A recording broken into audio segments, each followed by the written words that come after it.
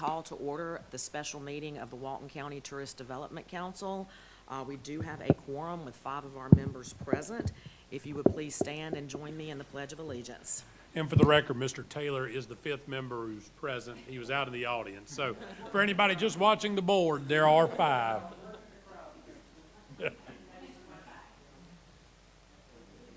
To the flag of the United States of America and to the republic for which it stands, one nation, under God, indivisible, liberty and justice for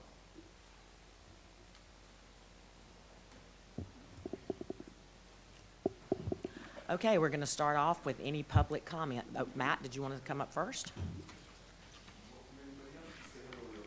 Sorry.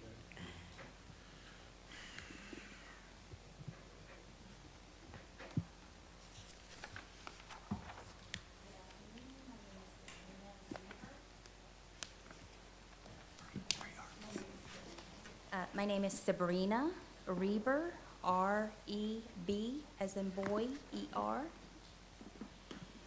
And I'm here talking about Legion Park. I've lived next to Legion Park for over 28 years. And last summer we had about 50 to 70 people show up. We were given a sign and told that there were going to be park renovations. Without us being told, the community, to put any type of input or suggestions into the plans. That meeting resulted in the overwhelming majority not wanting the plans that had been drawn up for the park. So really, I'm here today asking that you do not approve any budgeting, almost $1.5 million for this park today. We feel like we need more community involvement. A couple of big concerns of mine, we have staff members who took children to a Walton County park a couple of weeks ago. Their children ended up having to go to the hospital. They were tested. They thought it was E. coli, but it was actually salmonella. And the water parks, the splash pads were closed down, flushed, but it was a financial burden, a health burden. They missed work. It was a burden for us, for them. And this is a very small splash pad that's going in, and there have been many of us that have suggested that be removed for a variety of reasons. One of those reasons is health concerns. It's just not good for the environment, and it's just very, very expensive, $200,000 for a splash pad. And the problem is now that these children got sick, the parents do not want to take these kids to a park anymore that has a splash pad. And so I know it's very popular, but it would be nice in Walton County to have parks that also don't have splash pads so that these families could go together, enjoy. It's also a waterfront park. So what we'd really love to have done, instead of the docks be put over where the boat ramp is, this is a very congested, unsafe area, to have water access to the bay. It's the only water access for people to safely enter into the bay from. To move those docks, not for the boaters, but to move the docks over to the west side of the park so that the people can enjoy this bayfront park. And it's just, we feel it's a lot of money to spend for something that's totally unnecessary. I mean, we're basically in a peninsula. There's water everywhere. People have pools. People make splash pads at home. So we'd really love for that to be eliminated.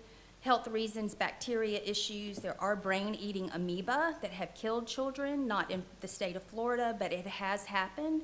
We just feel it's unnecessary. We'd love for you to use that money for other issues within Walton County. The other thing is there's a perfectly good basketball court. It has a few cracks. It's fine. We don't need to spend $10,000 ripping that up and then spending $67,000 to just move it over. A little bit. It's just, it's unnecessary. And there's just, there's other things like they're going to install $136,000 worth of lights and the electrical equipment. This park closes at dusk. It's from dawn to dusk.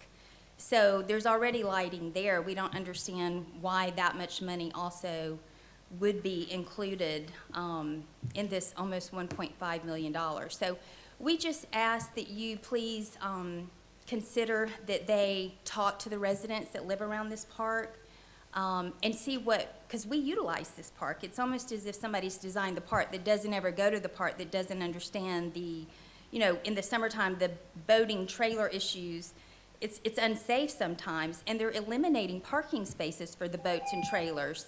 So what's gonna happen is people are gonna tie their boat to the boat dock that is there, leave, go home, park their car, and they're gonna block that area from any other boat being able to go in and enter the water. So if you could just please, let's take some more time to have discussions about wonderful, beneficial things for this park that will keep it more natural, like a nature park, and just enhance the beauty that's already there. We don't need to spend $1.5 million in a beautiful old Florida park, removing trees and bringing in formaldehyde. Thank you. It's gonna become a Thank you. toxic park. Thank you.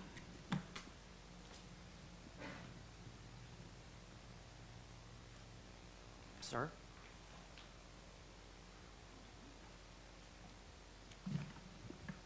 Good afternoon. My name is Dan Scoopin, and I've lived at Legion Park for 20 years. Park's right in front of my house, and I've got some real concerns about this park. I know here it's we're talking about $1.5 million, and to me, it's such a waste of money. I don't understand why we have to do it. Nobody really wants it. We had a big meeting with all the people living in the neighborhood. Most everybody was against it. And then all of a sudden, we get this big plan thrown in our face that we're gonna do all these kind of things. And, this idea of taking the basketball court, perfectly good basketball court, and probably the only sand volleyball court we have in the county. You might know better than I do, but I don't know of any other sand volleyball court. Tearing them up, and then putting another basketball court in, and then next to it, 2 pickleball courts. Now, I don't know about you, but maybe none of you have houses that have pickleball courts right in front of them. Well, I'm gonna have 2 pickleball courts right in front of my house. And I've been doing some research on this and looking at, there's just so many homeowners in Florida are revolting against and suing about the noise pollution involved with pickleball courts. And this, people say, well, you have basketball courts, you have other things, they make a lot of noise too. Okay, that might be true. But pickleball courts, bam, bam, bam, bam, annoying, people yelling. It's just, you'd think people would be concerned about homeowner rights too. And I know if you lived right in front of these courts, and they always talk about 500 feet as the level you should be worried about. Well, it's about 200 feet or less in front of all 5 of these houses. And so the homeowners, at minimum, you should have a noise study. And somebody should worry, and there are noise studies, there are companies that do this, and at least see what the community standards are, and if there are any community standards. I know that, this is the kind of thing that definitely with a lawsuit's gonna be held, because there's no need for these courts. You could take, there's these 2 courts, there's a big park not too far from there. You could take 1 tennis court and break it into two pickleball courts, very low cost. So spending $1.4 million for what we're doing here doesn't make any sense whatsoever, and it serves no useful purpose. So I just think a lawsuit is very probable if these courts are built without a professional expert report on the planning, in the planning package about the sound. Homeowners have some rights, and they shouldn't be ignored. Thank you. Thank you, sir. S-C-U-P-I-N, Dan. Sir, Mr. Taylor has a question. Sir? Sir, I have a question. Well, it was actually the previous speaker. I think she mentioned that the park is dawn to dusk. But I see boat ramps and parking for boat trailers. Does that mean at dusk that Walton County chains off the park so it's not accessible to come? No, unfortunately, it's not chained off at all, and that's one of the concerns we really have. And, like I said, I've lived there 20 years, and you wouldn't believe things happen, but for example, people pull up in front of the basketball courts with their cars with lights, and they play basketball and they put a boom box out, and it makes all kinds of noise.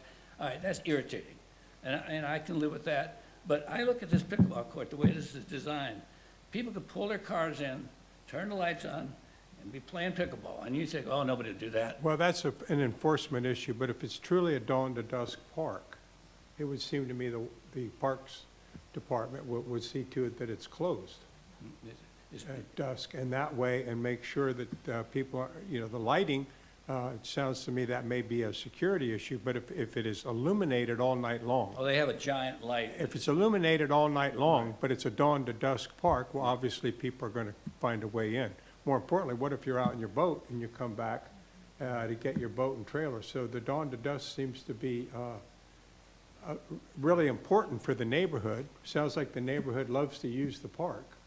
But it is not changed, and people do bring their boats back late at night and stuff. I mean, that happens. It's not that bad, but it happens. And it's never been changed that I know of in 20 years. I know there used to be a big problem in the restrooms with druggies and people hanging out there, and the police were always called, but they got that all cleared up. Hopefully now without, we're not gonna have that problem again with all these lights and stuff like that. And you have all these fencing, 8-foot fences. And I just hate to look out at, fences all over the place. Right now, it's natural. I mean, some people don't like natural things. They just want all kinds of plants put in. We have sprinkler systems, everything. I mean, that's what you can have at a house. You don't need it at a park. This is a natural park, a natural Florida park. It's been around a long time, and it's fine. Everybody's pretty happy with it. Any other questions, or? Okay. Thank you.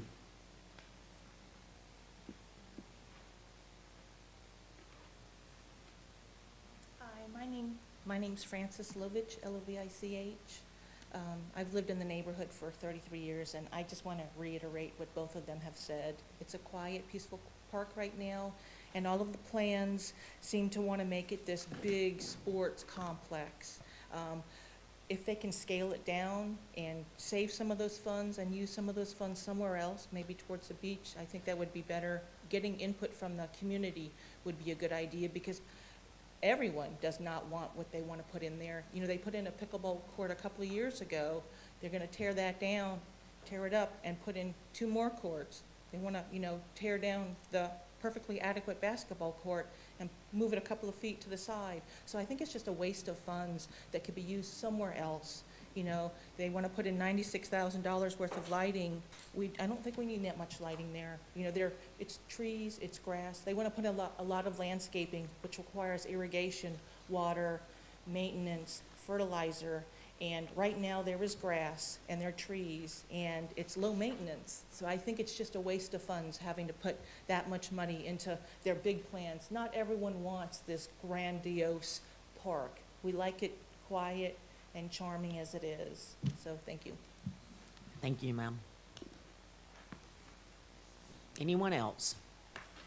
Suzanne? Oh, sorry. I'll get you next, Suzanne. You can come on. Hello, my name is Sarah Moss, M-O-S-S.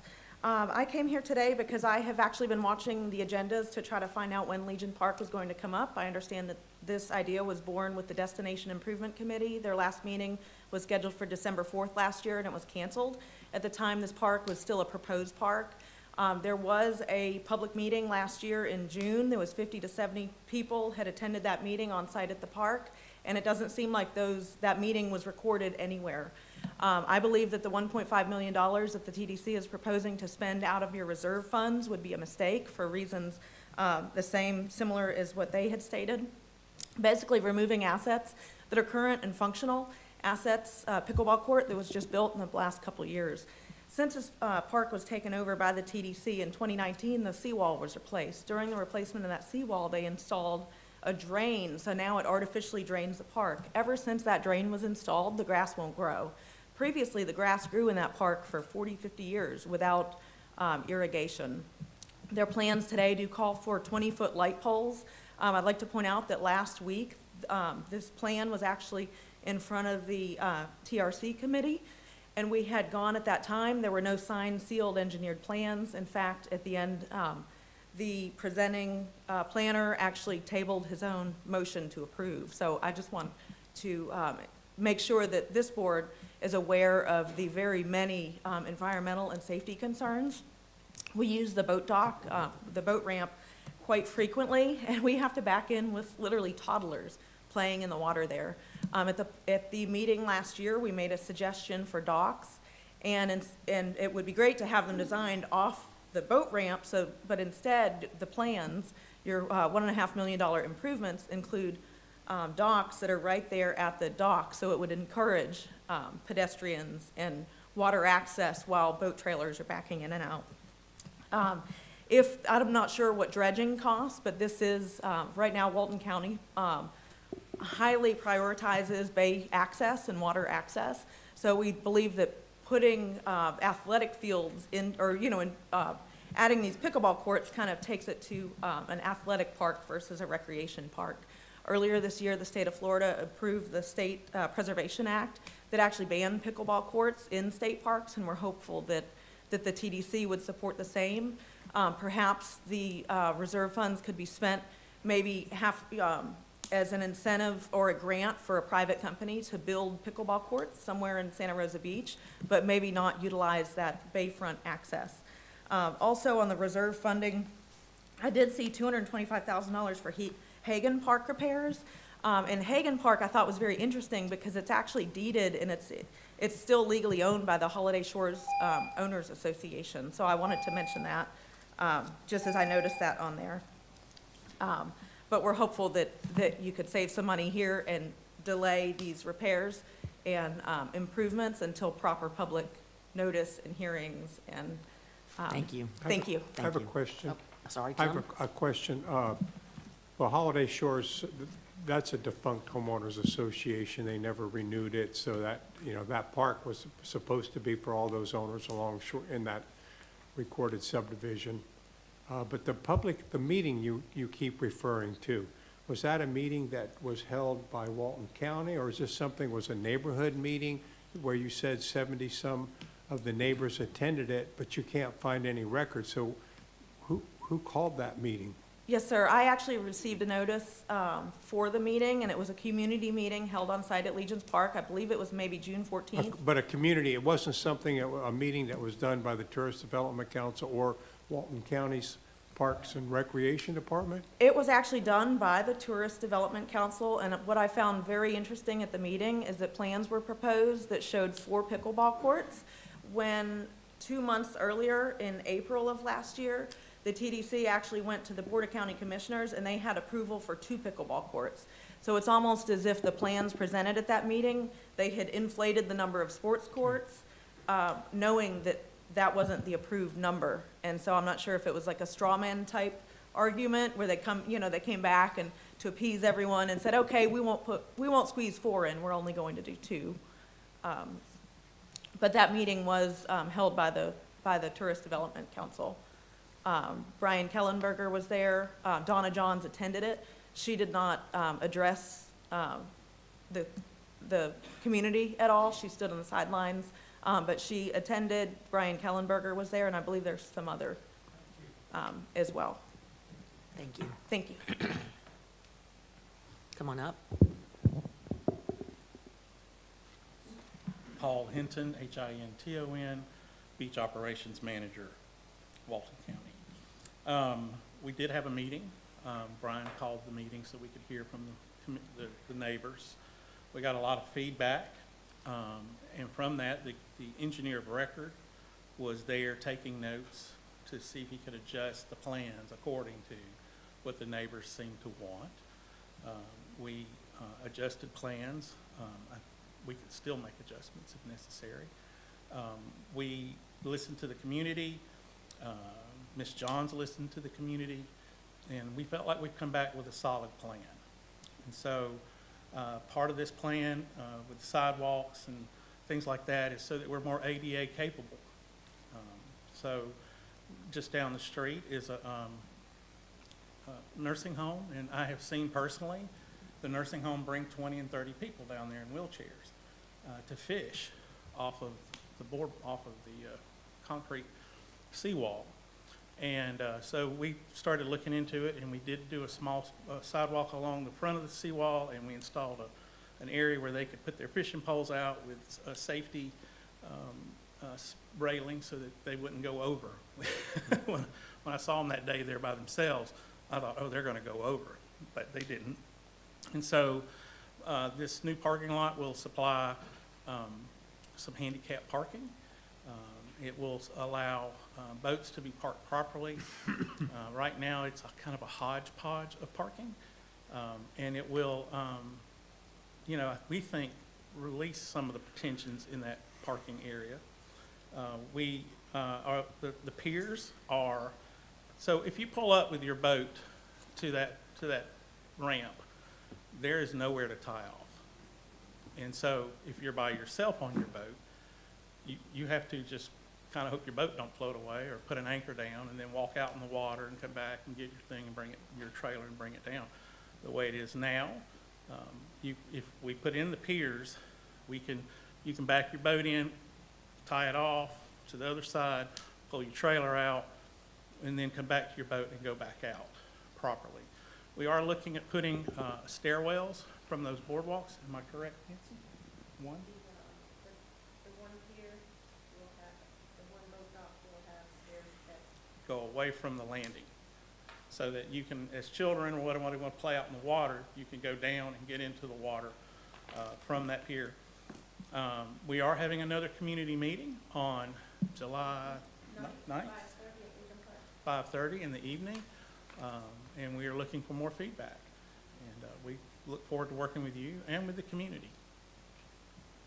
Thank you very much. Okay. Any questions, council members? Okay, thank you. Suzanne, please.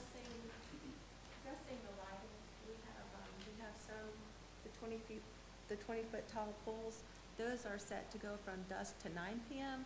to allow any boaters, and those are a select few of the lights, to allow any straggler boaters, people down there at sunset, gives them time to walk the path or wheelchair back to their vehicle.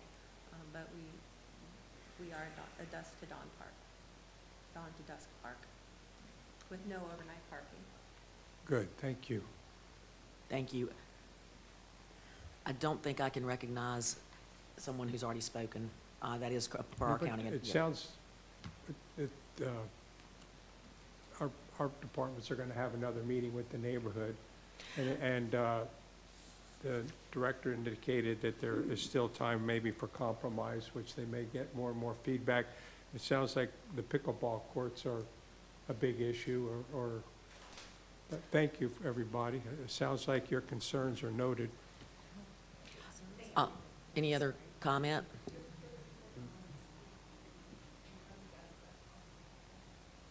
Anyone else that would like to I can't hear from here.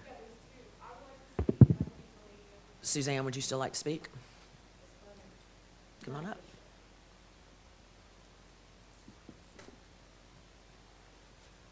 Suzanne Harrison, I'm president of Edgewater Beach Condominium, and I run their in-house rental program. We send a lot of guests to Regents Park to play pickleball, and I've talked to Brian, I've talked to Brad Alford about it, because Brad, I think, poured it. The pickleball courts over there were not poured correctly, and we've had about 4 different people hurt over there because of the concrete and the way it's done.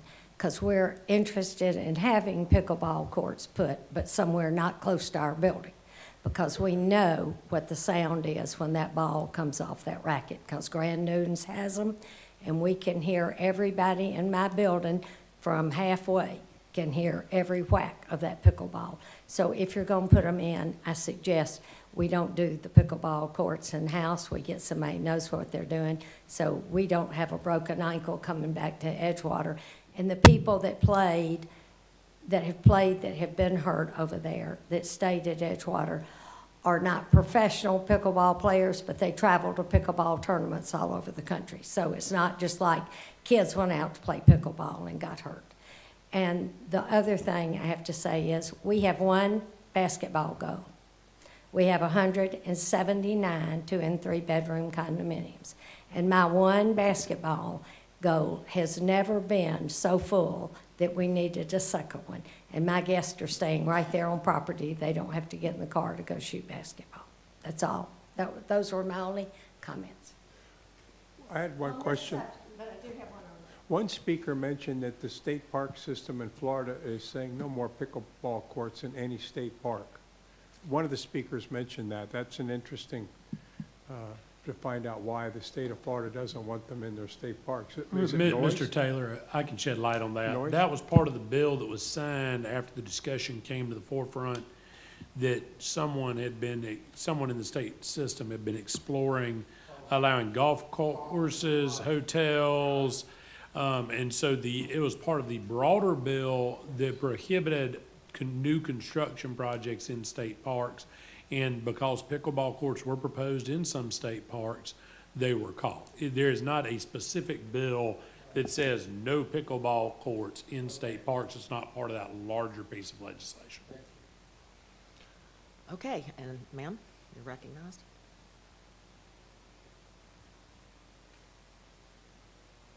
Hi, my name is Katie Eberly. I live locally close to the park, and I'm here because I'm super concerned by looking at the plans of this park. I have young kids that love going to this park.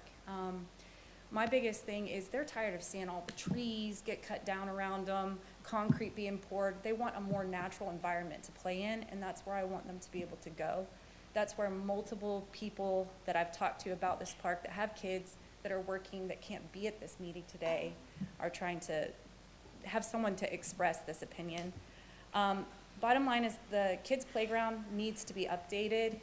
You've got bolts and stuff that they've just kind of puttied around that are coming undone. I do agree that the playground definitely needs updating for kids to be able to go and play. We like our trees around us, so by pouring all this concrete and doing all this stuff, it's going to cause these trees to die. My husband was at the first meeting, he couldn't last week, but he couldn't make it here. But basically by pouring all the gravel and doing all this stuff, you're gonna get rid of real grass, like real grass, real trees that have been there for years. The bathrooms need to be updated. They're old, they are nasty inside. They do try to keep them up, but they need to be updated. The pull around for the boats, so the design for the boats to be able to pull in and put the boat in is not big enough of a turnaround for boats that are pulling vehicles with the trailer and the boat on there, so that's an issue. There's just so many different issues with this, it's hard to condense into a 3-minute talk, so I feel kind of like, rushed about it, but I'm just very concerned with the way Walton County has gone over the last several years I've lived here. It's almost impossible to go to the beaches. So a lot of parents are having to take their kids to the bay to swim, and this is a park where we have our kids go swimming because we can't always find parking or drive around for an hour with kids in the car on a hot day trying to find somewhere to access a water park, which we pay taxes to be able to access. The volleyball court gets actively used by multiple teens. I've seen driving throughout, going past the park on the days that I go to work and go to run to get groceries. The volleyball court does get used. Basketball court gets used an awful lot. We could definitely use some more basketball goals there, maybe some updates, maybe some benches along the way so kids can sit down. Overall, I think this plan overshoots for what people really do want. We want a natural environment, and I don't think any approval should be approved with the assumption that they're going to make changes to these plans in the future. I think we should have a solid plan before we approve it, and we should know what we're getting into without assuming things are gonna change for the better. Thank you very much. Jim?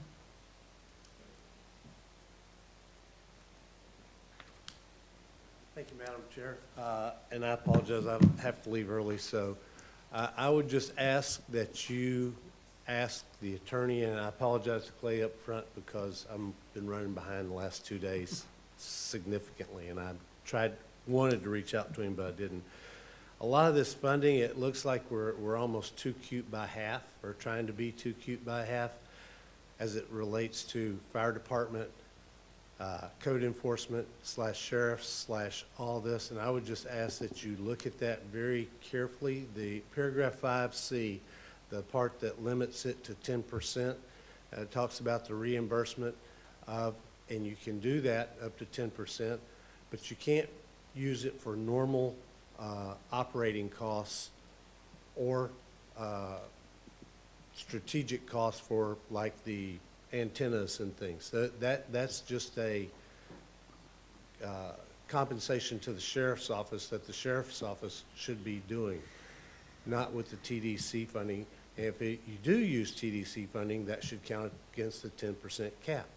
But it looks like we're trying to define all these little services, the sheriff's beach service and the code compliance service and the beach safety / beach ambassador, all in one thing, and you're way over the 10%, and I think you're outside. I would ask that you ask for maybe an opinion from the Attorney General, or at least an opinion from the county attorney's office in writing that says, so that when you go over that 10%, when you get challenged, somebody has something to fall back on, and I'm not sure it'd be defensible, but at least you would have something to fall back on. Thank you. Thank you. Would you like me to address that at this time, Madam Chair? Sure. So, this is by all means something that we've had a concern about for many years. For very, very many years, the legislature did not allow for any expenses related to law enforcement, whether it was impacted by tourism or not. And the Attorney General's been very clear with us and every other county in the state that you cannot use TDT revenue to supplement general obligations of the county to provide police, fire, and general safety. So there's a baseline level of service that everybody has to provide. The TDC money is not meant to replace that. It is meant to, when this bill was finally passed, it was meant to offset those additional services that were directly related to tourism. And Mr. Bagley's correct that you're not supposed to supplant normal operating expenses of a medical services department, a fire department, a sheriff's department, or a police department. Now, I will say this. The lifeguards, I've talked about this in public meetings before, the lifeguards predate that statute, the lifeguard service we use. And there were Attorney General opinions dealing with lifeguards that had been issued over the years that said that's a standard function of life safety. No, it's not appropriate for the TDT. The BCC many years ago was part of the safety program. And many people remember Seymour the safety crab. It's the only way I can directly recall it for all of you, because that's literally when this became a bigger part of it in the wake of a number of events, both drownings and shark attacks that occurred in the early 2000s here. In light of that, the Board of County Commissioners established the lifeguard program as a service that was marketed to tourism to help offset the effects of those events. So we're one of very few counties, and I think at the time there were less than 5 in the state. There were 3 is what I recall. This does predate my tenure here, but and didn't grow very much larger than that for many years because of those AG opinions saying not to do it, where it was under the broader promote and advertise tourism in the state, provided that if it's expended for an activity, service, venue, or event, then that activity, service, venue, or event must have one of its main purpose, the attraction of tourism or tourists, as evidenced by the promotion of that activity to tourists. So lifeguards have always been carved out of that 10% because we've always treated it as a service that we were promoting under our beach safety campaign. Now, I've probably admonished every TDC director I've worked with, and Mr. Bagby will recall these conversations, I'm sure, because he's one of those. The moment we stop promoting beach safety, the moment we stop doing that, the lifeguard program becomes a general life safety service that falls under this statute. Now, we can do that whenever we want, but as long as we are independently promoting beach safety and not just saying, well, we have one, the moment we cut that out, and that doesn't mean you have to have, by the way, we have had this question, some of y'all are gonna laugh, but we've had the question, well, if we don't have Seymour the safety crab, does that mean we don't do it anymore? No, I'm not saying you have to have the safety crab. Don't care if you like him or not, I just said you don't have to have that. You do have to have a program. We still do promote it as a separate area, we do. I will tell you right now, I have a great deal of concern, and we talked about this on the board, indicated they wanted beach ambassadors more under code enforcement. We had this conversation with the TDC. Mr. Algren will remember it. If Mr. Kellenberger was here, he would recall this. If it is a program the TDC itself is running, makes sense. If it is a program the county is running through code enforcement, I have large qualms with, and I don't find that code enforcement broadly falls under, and I'm going to read from the statute here, public safety services including emergency medical services as defined by Florida statute and law enforcement services.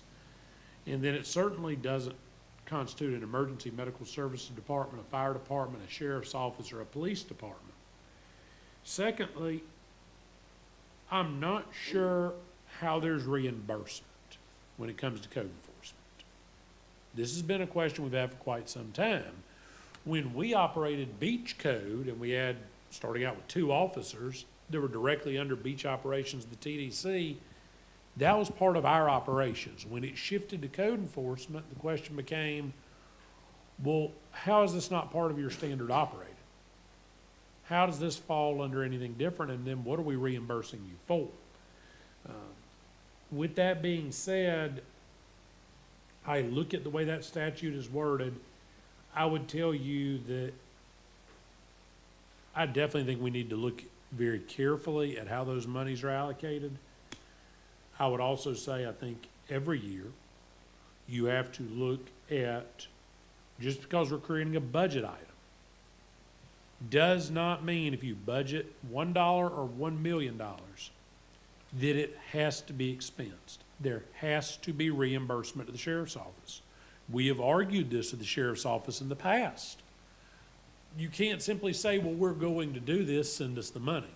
No, show us you did it, show us you incurred the cost above your normal operating expenditures, and then that is subject to reimbursement.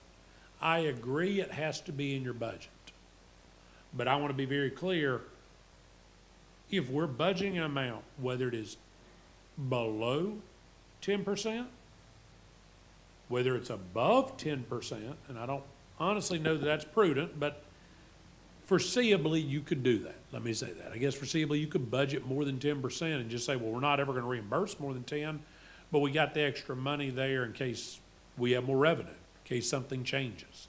Well, then that could be one way you approach it. That's your call. The key is you can't reimburse more than 10%. So somebody is going to have to manage and track from a financial perspective what our actual revs are, because it says from the revenues received. Those are not tax revenue received pursuant to this action. So we've got to actually look at what the reimbursement is relative to the calendar year. The most complete way of doing this is in a full year arrearage. Okay, you spent this much last year, well, we're going to reimburse it, and then you roll that into your budget, and, you know, everybody starts 12 calendar months behind, 1 full fiscal year behind in getting their reimbursement. And as long as they keep the program alive, they basically get to refund and keep operating with it. But we don't know. We're creating a budget on our expected revenues. That's not the way the statute works. And I'm going well beyond Jim's question here because this is one that concerns me a great deal. When this was put into place, we were one of very, very few counties that got the benefit of having this provision. I firmly believe that the Attorney General has shown us an immense amount of grace on a variety of our legislative findings. Now, they've said that counties can make legislative findings, but you can look at Attorney General opinions, for instance, the bike path over the Western Lake Bridge being considered an extension of a nature center. Since that opinion was issued, I think, Amy, you were on the board when we did that to start with. And we got an AG opinion that authorized it. At least one of the TDCs tried to do the exact same thing and been told, no, that's not anywhere close, and then pointed out the Walton County opinion's an entirely different circumstance that we're not going to bother to address. We've gotten a lot of grace for unique things we've been able to do. And I think being able to do the lifeguards as a standalone program is one of those that I don't think we should risk jeopardizing by overfunding code, the sheriff, other law enforcement. For instance, we have North Walton TDT. Well, what if the Phoenix Springs Police Department, and I'll pick on Councilman Sconyers here, seeks reimbursement? Well, we're gonna have to look at it out of those numbers. But it's gotta be, the time to do it is looking at it in arrears. So I would say 2 cute by half is probably an apropos descriptor of what we do when we put this in the budget, especially if we do not go back and look at it on the back end. And that's more to the staff than to you, but you're responsible at the council level to oversee those expenditures. And so what happens if you're tracking along with a budget and your last quarter misses horribly? And now we've overspent. Well, we've got a problem. So perhaps the issue is not what I would suggest to you, the budget and what the number is included, but the expectation of how we would track reimbursement and when we would pay those monies rather than paying it on the front end. And if code enforcement is providing an ancillary service to law enforcement, is that something they're required to do or not? Is that a normal operating expenditure? That's what we have to get to. And Melissa's here, Jason's not here. Mr. Cutshaw and I went through this in great detail when the code office expanded so much and it moved out from under the TDC circa 2020, 2021. So I would definitely caution you on that. A straight reading of the statute doesn't mean you're in violation to put it in your budget, but it absolutely would mean if you spend more than 10% of that. And again, I think you can pull lifeguards out of that safely still. But on everything else, those expenses start to stack up and it starts to get very dangerous. Well, Thank if you. we're not sure, then if it's budgeted, we don't spend it. I don't know what's involved to get an attorney general's opinion. If it goes in the budget, but not disperse it, if there's some issue there, let them tell us, and then we can tell code enforcement. Well, I think the AG is gonna say it's up to you to determine whether or not it constitutes, the statute's plainly written. I mean, I'll gladly go get one if you want, but I think the simple answer of it is, you can't spend more than 10% of your actual revenues received. And what I would tell this board is, you need code enforcement of this county identifying what services under the statute that constitute public safety, emergency medical, or law enforcement that are addressing impacts related to increased, not standard, increased tourism and visitors to an area. We're not having more visitors, there is no increase. That's what I'm saying, you gotta look at it on the year basis. So what I'm asking you to do on this is, okay, we're putting in the budget, but let's don't let one penny go out of your coffers to any of those unless it's a legitimate reimbursement for something they can demonstrate was needed to address the impacts related to increased tourists. The idea when this was good, if you look at the legislative history, it is abundantly clear they wanted it to address.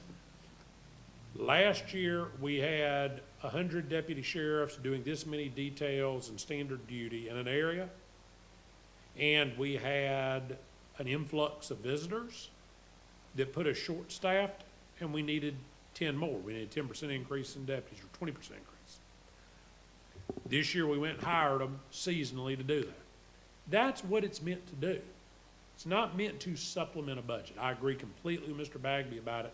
So what I'm saying to you is, whether you put it in the budget or not, that's something I'd be looking at each of your meetings every 2 months is, okay, what have we spent out of that allocation? And how are we justifying that expenditure? And how are we tracking it against our actual revenues? It can't be over the overall projected budget. It's got to be only against the revenues received to date. And then you save the need for an AG opinion if you monitor the money correctly. Thank you. If I could, for just a moment, because I do want to say thank you to those who did come to speak on the Legions project. And I've certainly noted a July 9th meeting. I will absolutely try to attend that, as I'm sure some of the others may. I do think We want to do something that the local community certainly appreciates. I do think it's prudent to remind the group that TDC funding has to have an aspect that benefits tourism. That's, when we start to talk about statutes, that is very clear. While I hear everyone on pickleball and basketball, I think the pickleball can be looked at, but we can't sit here as a body and say that we don't have a study that says it's one of the number one things requested by teens. I know how much my teens enjoy it, and the number of basketball courts in this community, ours stay full all the time, so I'm really surprised that Suzanne's do not, but I can tell you, even on a local basis, that is a very, the more basketball courts are certainly a very needed amenity, but again, I feel like we can, hopefully work together to come up with something that everybody is pleased with. And again, I do want to also point out, just because we are likely going to get to a point where we send a budget forth to the commission, this funding issue is, for Legion Park, is not a part of that. That is a part of Brian's capital. So I don't want you to feel like we're approving something today that actually has this project in it. Just for my, Clay, I am correct in stating that. So that's not something that you need to be concerned with, and hopefully I'll be able to attend on July 9th. So thank you all for coming. And thank you guys for all the great information that we've already covered on the budget. And for the most part, I'm going to turn these discussions over to Tiffany to lead, because she's done a lot of research, I know. And do we want to start with revenue first, or do we want, since we're already on the sheriff and all of that, should we? Okay, so let's continue on that. Sure, please. Matt, quick question for you. Can you share where these proposed figures came from in the budget? Is this something that you received from these other entities as a request, or is this something that your team prepared and said, hey, we think these are appropriate numbers based upon whatever? These are purely the requests from those agencies, yes, sir. Okay. They send us their request that we include in the draft budget. So that is the request from Code and the request from the Walton County Sheriff's Office, yes, sir. Do they share what they base that request upon, or how they've estimated or forecast that amount? They just show what they plan to, essentially what they plan to use it for. And we have, Manette is here from the Sheriff's Office. If you all have any questions for Manette, I'm sure she'd be happy to give you all a little bit more insight. Well, their costs, our revenue might go down, but these government agencies, their costs will always go up. They don't come back every year, hey, guess what, we can do it for a lot less money. Correct. No, that's not gonna happen. Sure. These agencies, they're gonna spend more every year, but we may not have the same amount of money coming in. Yeah, agreed. Well, and I think based on what Clay's advised us, though, that I think there is where the caution lies. That's right. We cannot spend more than 10% of revenues received, not budget. They probably are not gonna be unable to quantify what they spend and what relates to tourism. So Well, that'll be on them to do it. if I may, on some of this, because I did meet with code compliance, and I've been emailing back and forth, so thank you so much for all of your information. As fast as I sent an email out, I got a full breakdown of what the sheriff was asking, line by line, and you know how much I love a line-by-line budget. I do want to start, though, in the thought process of the 10%, because even if we were to take the lifeguards out, we'd have 6.998 million for this category. So we're looking at a budget right now that is essentially flat from last year. I pulled up numbers for this area of what we've looked at from May to October, and I'm happy to share some of those numbers, but it's a little grim. So I would actually like to look at today overall, and we can take a deeper dive into this specifically, because I do think there's a little fat on the bone here, for this, lowering this, 10%. But I would like for us to look at holistically as a budget coming down, because I don't think it's going to be last year to this year similar, personally, just by the numbers that we're seeing.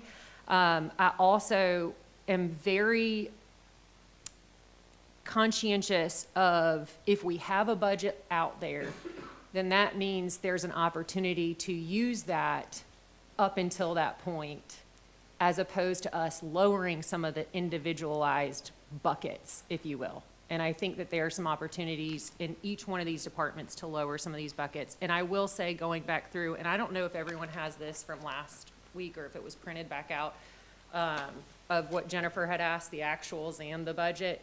But I do appreciate from this, from what we had from our workshop, some of, everyone from every department making changes, and the budget team making this, over for us. But I do think that we could start off on that sheriff and code compliance department. I'm happy to share some of the stuff that we learned, and then, go ahead, and then if the sheriff's department wants to say anything as well, I know they're here, but code compliance, if we go back to what the state statute is, the ambassador program is truly an ambassador of a beach. There is no ability to write citations. They have the ability to, broom off kind of the walkways. They are essentially telling people before they set up a tent, don't set up a tent here, so that when they do have someone come up and they already have all of their stuff unpacked and they're told that they can't stay there, it's greeting them ahead of time. This is also something that the county commissioners had asked us for, so that's why that was particularly placed into our budget. I will say it is a shift of Sunday to Wednesday, Wednesday to Saturday, so there's always full coverage. There's one person for every 9 miles. They are adding 2 new positions for their overall budget because they have to include it for Grady and Cessna, and they are looking at replacing 8 UTVs or ATVs and 6 Jeep vehicles, and that's part of their budget. Did someone? Oh, okay. That's just for code compliance. The sheriff's department Okay, is we'll come to different. sheriff's next. So code compliance, I also met with Tony and Michael, and I mean, I certainly don't disagree that there is a service being provided on the beach. I just think it's very hard to get your head around. Compliance doesn't speak to ambassador. Compliance in your mind goes to enforcement. And so I think that's why it's so hard, why it's, the lines are getting blurred some. And I think, at the end of the day, my thought on that is, again, I think it's a very worthy program. I think it's needed, but I think what this body is realizing is at some point, it is going to come down to, do we have the funding or not? Right. And so I certainly support what those individuals do. I think, again, I can imagine when I had 3 small children, if you walked up to me after everything was set up and told me I had to move. So I think there's really, I know he shared with me, they rake the beaches, they watch for holes, they get them filled in. So I definitely think there's some great things being done, and does it fit in codes? Does it fit under TDC? It's just that's something that maybe could also be looked at, but I was very encouraged by my meeting with them as well. And I do want to add in, you have $1 million for WCSO Beach Community Service Officers, and then you have $379,000 for the Code Compliance Beach Steward. I would ask for each of you to pay attention to the budget notes on those pages. In fiscal year 2024, the board approved the sheriff's office to operate the Beach Community Service Officers Program, which parentheses Beach Ambassadors. 2025, the board approved the Beach Stewardship Program to operate by Walton County Code Compliance. Clay, I'm so sorry. Yeah. Is there any way we could print this out for because I don't think everyone We has the got it. actuals. I think we got it. No, I it's don't not in our remember getting it. package. No, not today, but I thought it was Yeah, but, yeah. sent to us. But no, I mean, but I think this, because this goes to exactly what you're speaking to sorry. Well, Tiffany, us paying a beach ambassador, someone said, we're going to pay somebody to tell someone visiting where they can't put up their tent. My idea is, there's 2 trains of thought, but with the customary use bill being signed by the governor, and then there's the one that says Walton County still has this statute in place. I say we don't have them, and let people go wherever they want, and if a landowner wants to call the sheriff's department, see if the sheriff's department's really willing to go down there and litigate and tell somebody to run, and I don't think they will. I think we need to not tell people what they can't do. Who are we to do that? I say let it be wide open, and if a landowner says it's mine, those people should be educated to say, well, you need to pick up the phone and call the sheriff's department if you think I can't be sitting here. I don't want to pay people to tell our guests what they can't do, because who knows what they can't do? So all I want to comment on is, if you read those 2 positions, all I just want to get there is, it was the discussion of the Board of County Commissioners, and certainly finance is back here from the county. The county was looking at, do they want to continue doing beach ambassador service, or do they want to move it in-house? They want to take it away from the sheriff's office and handle it under code. I would suggest to you that just because the Board of County Commissioners has not, and apparently never did, send formalized notice to the sheriff's office that they no longer wish to engage in the Beach Community Service Officers Program under the agreement they executed with the sheriff, the idea is that these are the same thing in intention and design. Whichever one you choose, and at whatever level you choose to fund it, are separate questions to ask. But I would tell you for your budget, it does not appear to me, from having sat through that board meeting, talked to our staff, talked to people with both code and the sheriff's office on this, that there was an intention for there to be two separate functional programs. There was meant to be one program. So whether it is $1,379,000, pick one of the two that we're looking at funding, determine what we want to fund to that, if you want to do either. But I think Matt would agree with me, there was never an express direction to the TDC to fund both. It was this code compliance beach steward was the board's design to replace the sheriff's office program. But I can tell you, I've gone back and think the sheriff's financial officer is going to come up here and speak if she wants to, or you allow to. She's probably going to say, if the board didn't want us to keep doing it, we would have loved for the board to have contacted us and let us know. Maybe somebody in admin could have picked up the phone and called and said, hey, we need to move away from it. Don't keep funding these positions. Don't keep advertising them. Unfortunately, it appears in a year and a half, nobody's ever bothered to officially declare that intent. So we've had both programs going simultaneously. I have a great qualm that you can't justify reimbursement for increased need if you're doing the same thing twice. I would concur. So I would tell you that, and I know Mr. Bagby left, I don't think that's where he was going with the comment there, but those two need to be folded together no matter what. Now, who does it, how you want to do it, I will go back to my earlier comment. The statute makes it a lot easier to fund law enforcement than it does code enforcement on the plain language of it. Okay. So, just something to bear in mind. The sheriff's department also they have been trained on being able to give citations and tickets. Right, but they're not doing it at this point, but they are trained. They've just been told not to, but, so that is I think that's an important component to this service. Well, and I think it's an important component that while we all know this legislation has passed, I fear it may cause further confusion on our beaches, not less confusion on our beaches, because as Clay has shared with us multiple times, this does not open up or reverse any of the court orders that are in place. And so I do agree with you, Tim, from a language standpoint. I didn't, can't was probably a bad choice of terms in the customer service business, but I see someone helping guide our guests through the process does have benefit. If they know how to guide. I don't think they do know how to guide, and I think it should be left up to a landowner to call law enforcement if they think there's something wrong with one of the statutes, and us back out of that.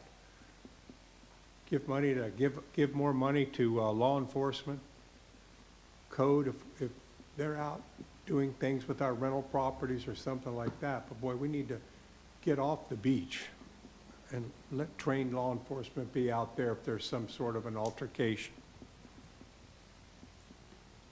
From a practical standpoint on kind of these two programs, Clay, I appreciate your detailed perspective on that, and I think that helps bring a little clarity to some of the things that we're talking about. What I'm confused on as a council is, well, this is our third budget meeting, and this is the first time somebody suggested that we shouldn't have both of the. I'm confused as to why both of these were proposed within the budget to begin with, right? And so it's the same budget they've always had. We're just moving stuff around. It's not like we could agree to that. What happens, Clay, if we decide we don't want to do this anymore? We want to go back to our offices and just not adopt the budget. What happens? You can't do that. You don't have that luxury. I'll also. I mean, let me say this, Mr. Taylor, you absolutely have the right to do that. I think a letter of resignation from the board would be the appropriate way to accomplish that, not just say we're not gonna adopt We it. don't get, because we had a hard time getting this meeting scheduled. so Yeah. I know Yeah. We need to get it we done. have to finish this today, I understand that. To your point, Councilman Moffitt, if I may, in talking to staff, and maybe I'm putting words in staff's mouth they should say for themselves, I brought that last comment up about those are kind of the same thing you need to pick, is they have both been submitted for your funding. Last year, the problem was there's an agreement between the board and the sheriff's office to do the Beach Ambassador program. The board then said, we also wish to fund this program. So last year, which takes through the year we're currently in, when they made this call, there was no way to get out of it. You already had people hired. You already had agreements to fund that we basically got backed into. The presentation this year, and Matt will correct me if I'm wrong here, was meant to be an either or. I don't know the slides make that as clear for you as possible. And again, I do apologize. I was not at your last budget workshop. So to some degree, I kind of think maybe that was a misperception on my part that had been presented that way. And that's why I wanted to call that out, because those two items should be one or the other, not both. But we got stuck doing both last year. So we ended up dumping over $1 million into these two programs cumulatively that probably was not what we ever intended to do. I can't say shouldn't from a legal perspective. I can say I don't think it matches up with the intent of what everybody started out with. So to me, bringing it up today is more of a clarification that that's why it's in here with these budget notes. In 2024, we said to do this. In 2025, we said to do that. One was designed to replace the other. Now, whether or not that's what you want to fund is up to you. And so I would say that, but I would also say that ultimately, that's still not going to get you under the 10%. If you take those both out, you're still riding north of $5.6 million. And so I think you have to look at both beach code compliance and WCSO beach safety numbers as part of this. Even if you just took those two off the table or folded them back in, I will say, I've asked this question because when it first came up, I had a lot of concern about how this would actually play out. In talking, there are not enough counties that do it to have a great sample size. Many counties literally just create a line item that is 10% of their projected revenue that may be applied for, just like our grant program reimbursement works. And then that's what will have to come before the board for reimbursement, and the board takes it up on a regular basis throughout the year. And if their money doesn't hit, it doesn't hit. But that creates each department coming to you. My qualm, and I know there are people in code enforcement who don't like this, and I know there are people in the sheriff's office who don't like this opinion, is when it becomes a number they're asking us to give that then rolls into their operational budget.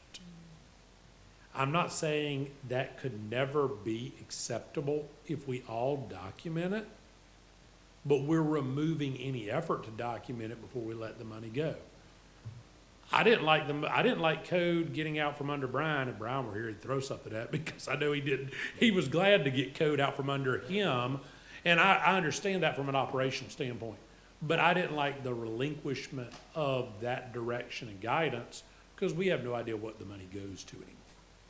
And the sheriff is an independent constitutional officer. I think that's part of the concept here.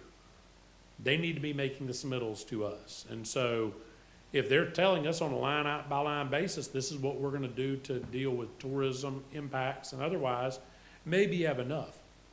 They still got to give you that to get the reimbursement. And so that's one suggestion to you that may streamline that is we're creating a line item and we're not pledging it to code, the sheriff, or anybody else, and it's not going to exceed 10%. The lifeguards stay in as a separate entity, as they always have, and then we look at it like that. that makes me, from a legal compliance standpoint, feel a lot better because we're gonna be looking at it on a more frequent and ongoing basis. But it's ultimately the council's call. Question for that, if we had a specific amount, would all of these programs then be designated, would that, or be eligible for, or would those departments have to state what specifically, based on statute, or would they have to continue with these programs or make their own decisions? Would we outline what would fall under the reimbursement prior to? We could, yes, because it just says a county which meets set specified criteria may use up to 10% of tax revenue to reimburse expenses. It doesn't say we have to.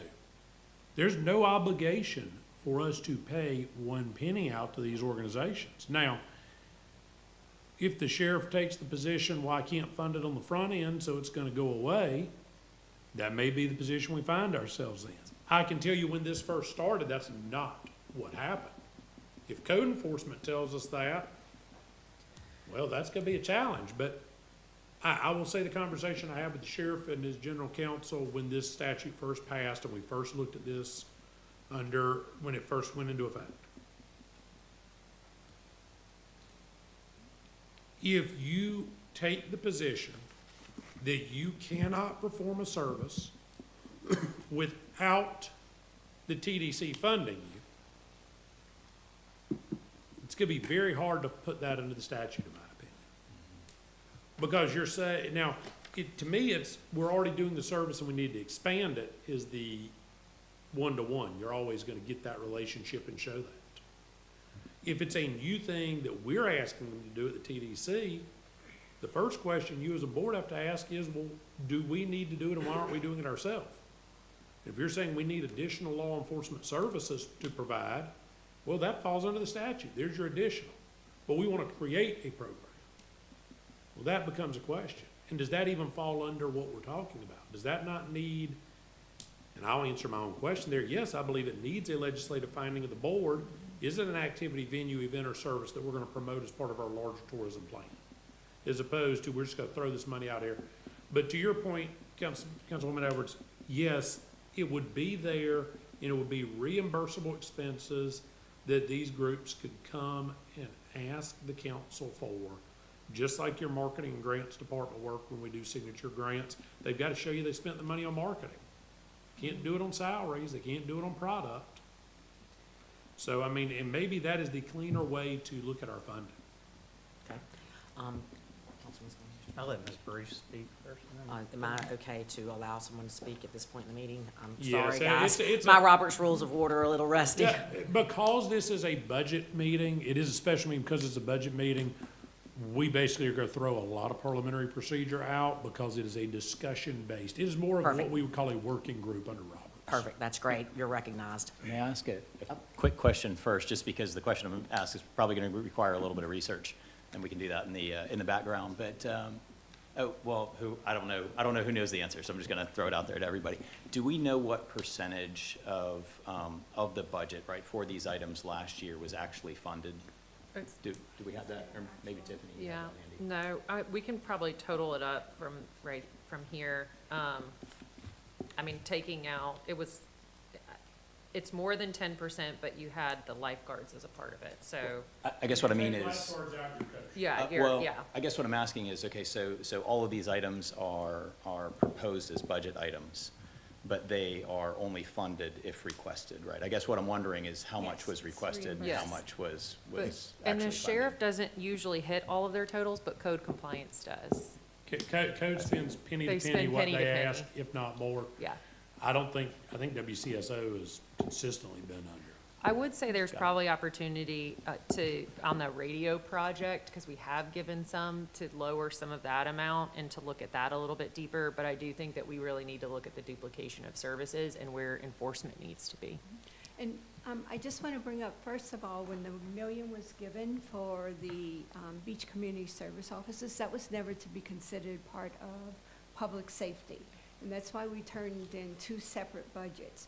We were told the public safety is more the officers and all for law enforcement, and the Community service officers was part to deal with the customary, so I'm not sure if when you're adding the public safety, if you're including those beach community service officers. The 1 million was originally intended to be different. That is true, under the customary use settlement agreement. What she's saying is accurate. The challenge, that's not what you're addressing, is the board's additional directive that came up from 2024 to 2025 that has now made this a different question. Because if they're not now, if they want beach code to address the customary use settlement and not the sheriff, that changes the dynamic of the program. So, but she is correct, in 24, when the original, after the 23 customary use settlement of this first went into effect, absolutely, that was not part of the 10% cap, because it was a program that we were doing educational awareness and marketing to try to understand the transitory zone, public beach, private beach, limited access beach. Unfortunately, that guidance from the BCC has now changed yet again. And the sheriff has said, you know, no one's giving him direction, but as Clay said, if, you know, the county comes to us and says, we no longer want you to do this, the sheriff said he's happy to turn it over to code enforcement. The county came to him after customary use and said they requested for him to do it, and that's why we're doing it. So it's not like the sheriff was trying to build some program, it was requested of us. So that's kind of how that developed, of having the sheriff doing it with, or versus code enforcement. If I remember right, the BCC, when they created the additional beach ambassador positions up on the boardwalk, that was them wanting to get those people up on the boardwalk to encounter guests anyway at that point, wasn't it, Clay? I'm trying to think back to that BCC meeting when the split took place, and I remember the sheriff's community service officers, which they termed the same whenever you watch the meetings, but there really is a difference. The CSOs are down on the beach, whereas the beach ambassadors are up on the boardwalks. But that was at the BCC's behest that they wanted them up there on the boardwalk, wasn't it? But I think that is I think that is a fair interpretation of some of the comments. I do think part of the overall problem is the TDC was told to work with the sheriff originally. TDC was told, figure out, can you do it yourself? TDC came back and said, we're not able to do it ourselves, we're not staffed for it, Brian's people can't go do it. All right, now work with code. Is that about accurate, Matt? So the problem is we got multiple layers of direction at the TDC of what we're supposed to do. The goal was, how do we keep good behavior on the boardwalks? How do we get people to keep from wandering up and down 30A? There was every time we have a new issue, it got folded in, so. And there's duplicative, so it's even more convoluted. The ambassadors are one program with the 300, and they stay, you know, closer to that boardwalk. The beach code compliance actually ride the ATVs and check on actual code. So the tents, you know, glass is a big one on the beach, trash, disorder, you know, whatever they may be, but it's code specific. Whereas then the sheriffs come back, you know, again, from that other side of the community beach operators, whichever one theirs is defined. I see what you're saying. One's Yes. enforcing state statutes and laws and Correct. safety. One's enforcing Local a local codes. code. And then we got another one that's subsequent to So there's to three litigation. different Now we people got they're one there and seeing one over within that time frame. So I do think that there's ability to consolidate. Absolutely, just a tad. Correct, and again, for part of that 2 million that the beach code compliance request is, that's for 8 ATVs and 6 Jeep vehicles for them to go through. So to give a perspective on that, because that was a change from last year to this year. And that's something that you will need to determine was Is based that- on increased tourism, Correct, not replacement costs, not ATVs rot out over the years. correct. I think we're talking about two big picture things at the moment. I think we're talking about the budget, but I also think we're talking about operations and what actually happens on the beach and how that's structured. And part of me wants to say right now, is that any of our business? At least for the context of this agenda, right? I think this agenda, this meeting is designed to propose a balanced budget to the BCC for adoption for the upcoming year. And I think, this is just my opinion, and in that context, does it matter how these programs are being organized, right? I think that's kind of, and largely between the BCC and between these agencies to do what they think is appropriate, right? I mean, we're not necessarily experts on how these are actually operated.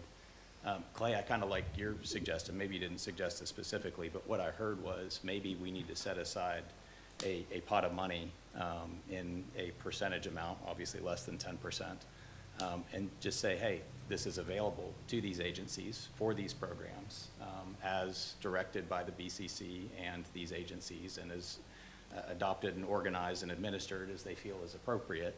And as those are designed and as those are used, I think there's a request out of that pot for those funds. And maybe that's a better way to kind of organize this, instead of us saying, hey, there should be this much money in this, but not this money in that, and how does that affect so-and-so on the beach? And just my 2 cents. The only thing that, I have concern, yeah, go ahead. well, the only thing that I see is, I do think the only reason I see the conversation fitting into this is how much then do you allocate? Because if we have three different people, not people, but, you know, three different agencies doing the same thing, then how do we know what the right budget number is? I don't think we necessarily need to go just, well, we're gonna budget at 10% of revenues, because I think that's what he still- was saying, was come under the Okay. 10% number.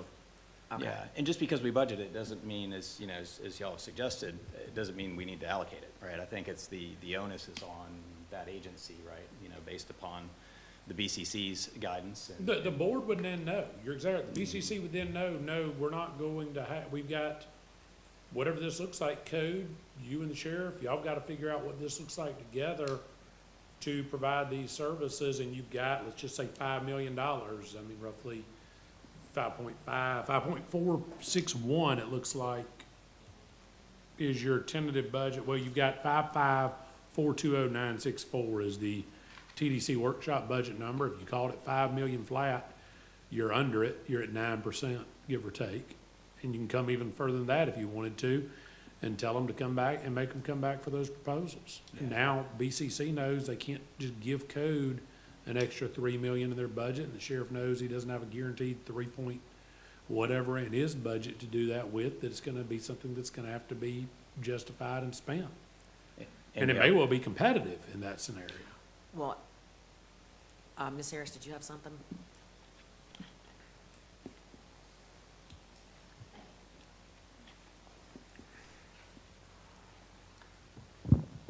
Y'all aren't on that beach every day, but I'm on it.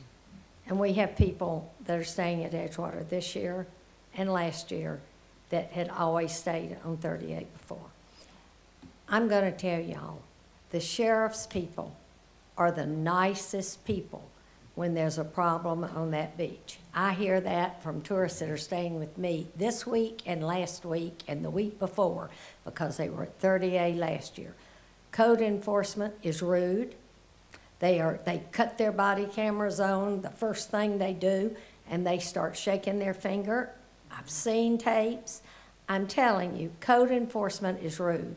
Y'all have got to have the sheriffs. The sheriffs are, I don't care what, if you have to cut, you cannot be giving trucks and ATVs to code enforcement. They're not even nice, and I have a court order that says Edgewater's private beach. We don't care if people walk in the water and sit on our beach. Well, I'm not gonna have that. I'm not gonna have anybody being rude to them. But the sheriffs are always very nice. They don't come with this arrogant attitude. They don't talk ugly to the guests. They're very calm, they're very nice. They explain to them what the rules are, where they can be and where they can't be. Y'all really need to stop and think about that. And if you don't believe me, go and ask all the bed tax collectors that are up and down on 30A. They will tell you the complaints that we get are not from the sheriff. The complaints we get are from the code enforcement officers. The worst thing we ever did was let them get a badge, put a badge on their trucks, and get body cameras. That's the worst thing we ever did, because I've been here 40 years.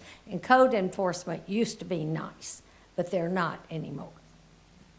I like law enforcement too. They're trained. Yes. They're highly trained, and that's where the money needs to go. And they know whatever they're being directed by the sheriff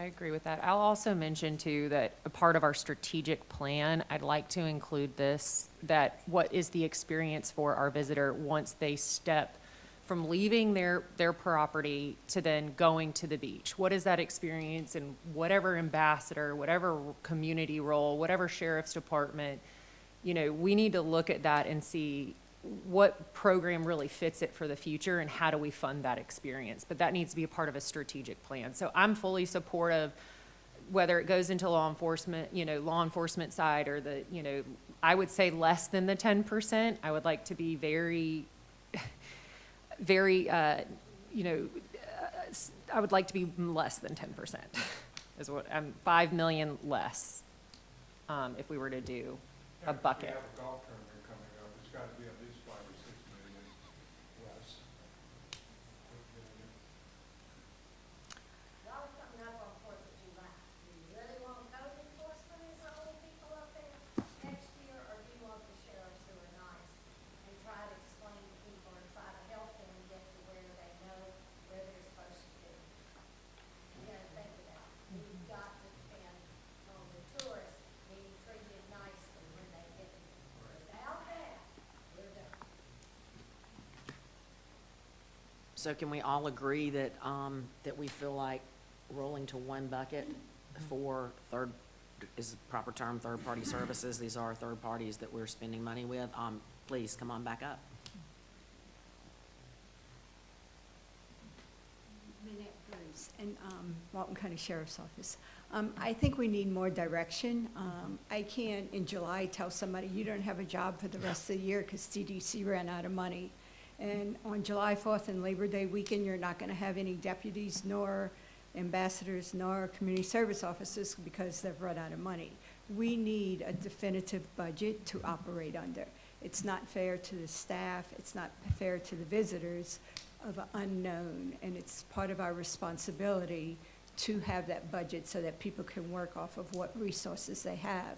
If we want to cut something, we'll live with that, but we need to know what that is in a budget so it can be properly planned and worked through. Well, it's in the budget for this year. We'll make Yeah. it through September. There's no chance of not I having money. understand that, But if there's X number of dollars for next year's budget, that's gonna be how you would just have to be booked. For the council's reference, based off the total original budget that was at the TDT workshop, if you went at 7.5%, you'd be at 4.15 million. It'd be $4,156,572.30. So if you wanted to call it somewhere between 4 and 4.2, you would be somewhere between 7.38 and 7.54% of your budget. You'd be so you'd be you'd be a quarter percent, or you'd be a quarter less than what you could actually fund. And then at that point in time, there's no reason why the sheriff's office could not come to the BCC and discuss this in advance and say that's what these numbers are, and come to the TDC council as well to talk about what those numbers are. This is setting your budget. The reimbursement of it, I'm not sure that shoulder season's so big that they're gonna be looking for a ton of reimbursement in shoulder season. Got a long time before next summer. That's just one number. You can go much lower than that. What was the current past year spend? Well, so, I mean, if you, Lifeguards is lumped in. pardon? Lifeguards is lumped in is where it Yeah, gets messy. lifeguards, so it's 9.7 for fiscal year 2025, but we're not out of the full fiscal year 2025. The lifeguards are sorry. Actuals at this point are 3.9 but we're not hitting the summer yet. So if you look at 2024, it was 7.3 almost. In total, the lifeguards were 3 of that. Okay, so 7.3. Of which 3 is lifeguards. 3 was lifeguards. So hitting around that 4 million timeframe, and 2024 was definitely higher occupancy than what we're seeing for this So, fiscal year. If we budgeted at 4.3, we would be budgeting at the total spend, less lifeguards than 24. About that, yeah.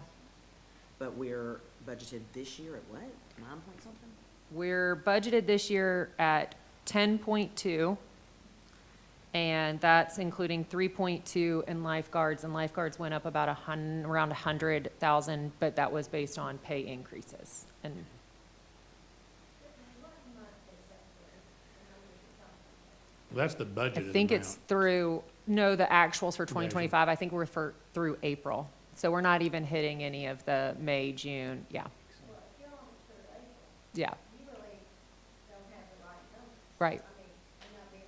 No. But if the CPC's only giving you numbers through April, we haven't even hit May and June. That's- We're fixing to go into July. So the busiest 3 months are fixing to come, and they're not factored into those numbers at all. No. When we do a budget at Edgewater, we're up to date on our numbers through June already. Yeah, I've personally been looking at the 2024, just knowing that we're I think that's a down good benchmark, yeah. from that. I think it's a good benchmark. My concern is, again, just, if we are on track to spend the budget as it stands in No, we can't. 2025, then that would be a significant drop going into next year. I'm not arguing we shouldn't drop it. I was a believer in that it needs to be better reined in, but I don't know that we know, again, between these three programs, what we're giving up if we bring it down that low. But I'm not saying I can't support. I'm just throwing that out there for everybody to think about. So as of April, 3.9 had been spent.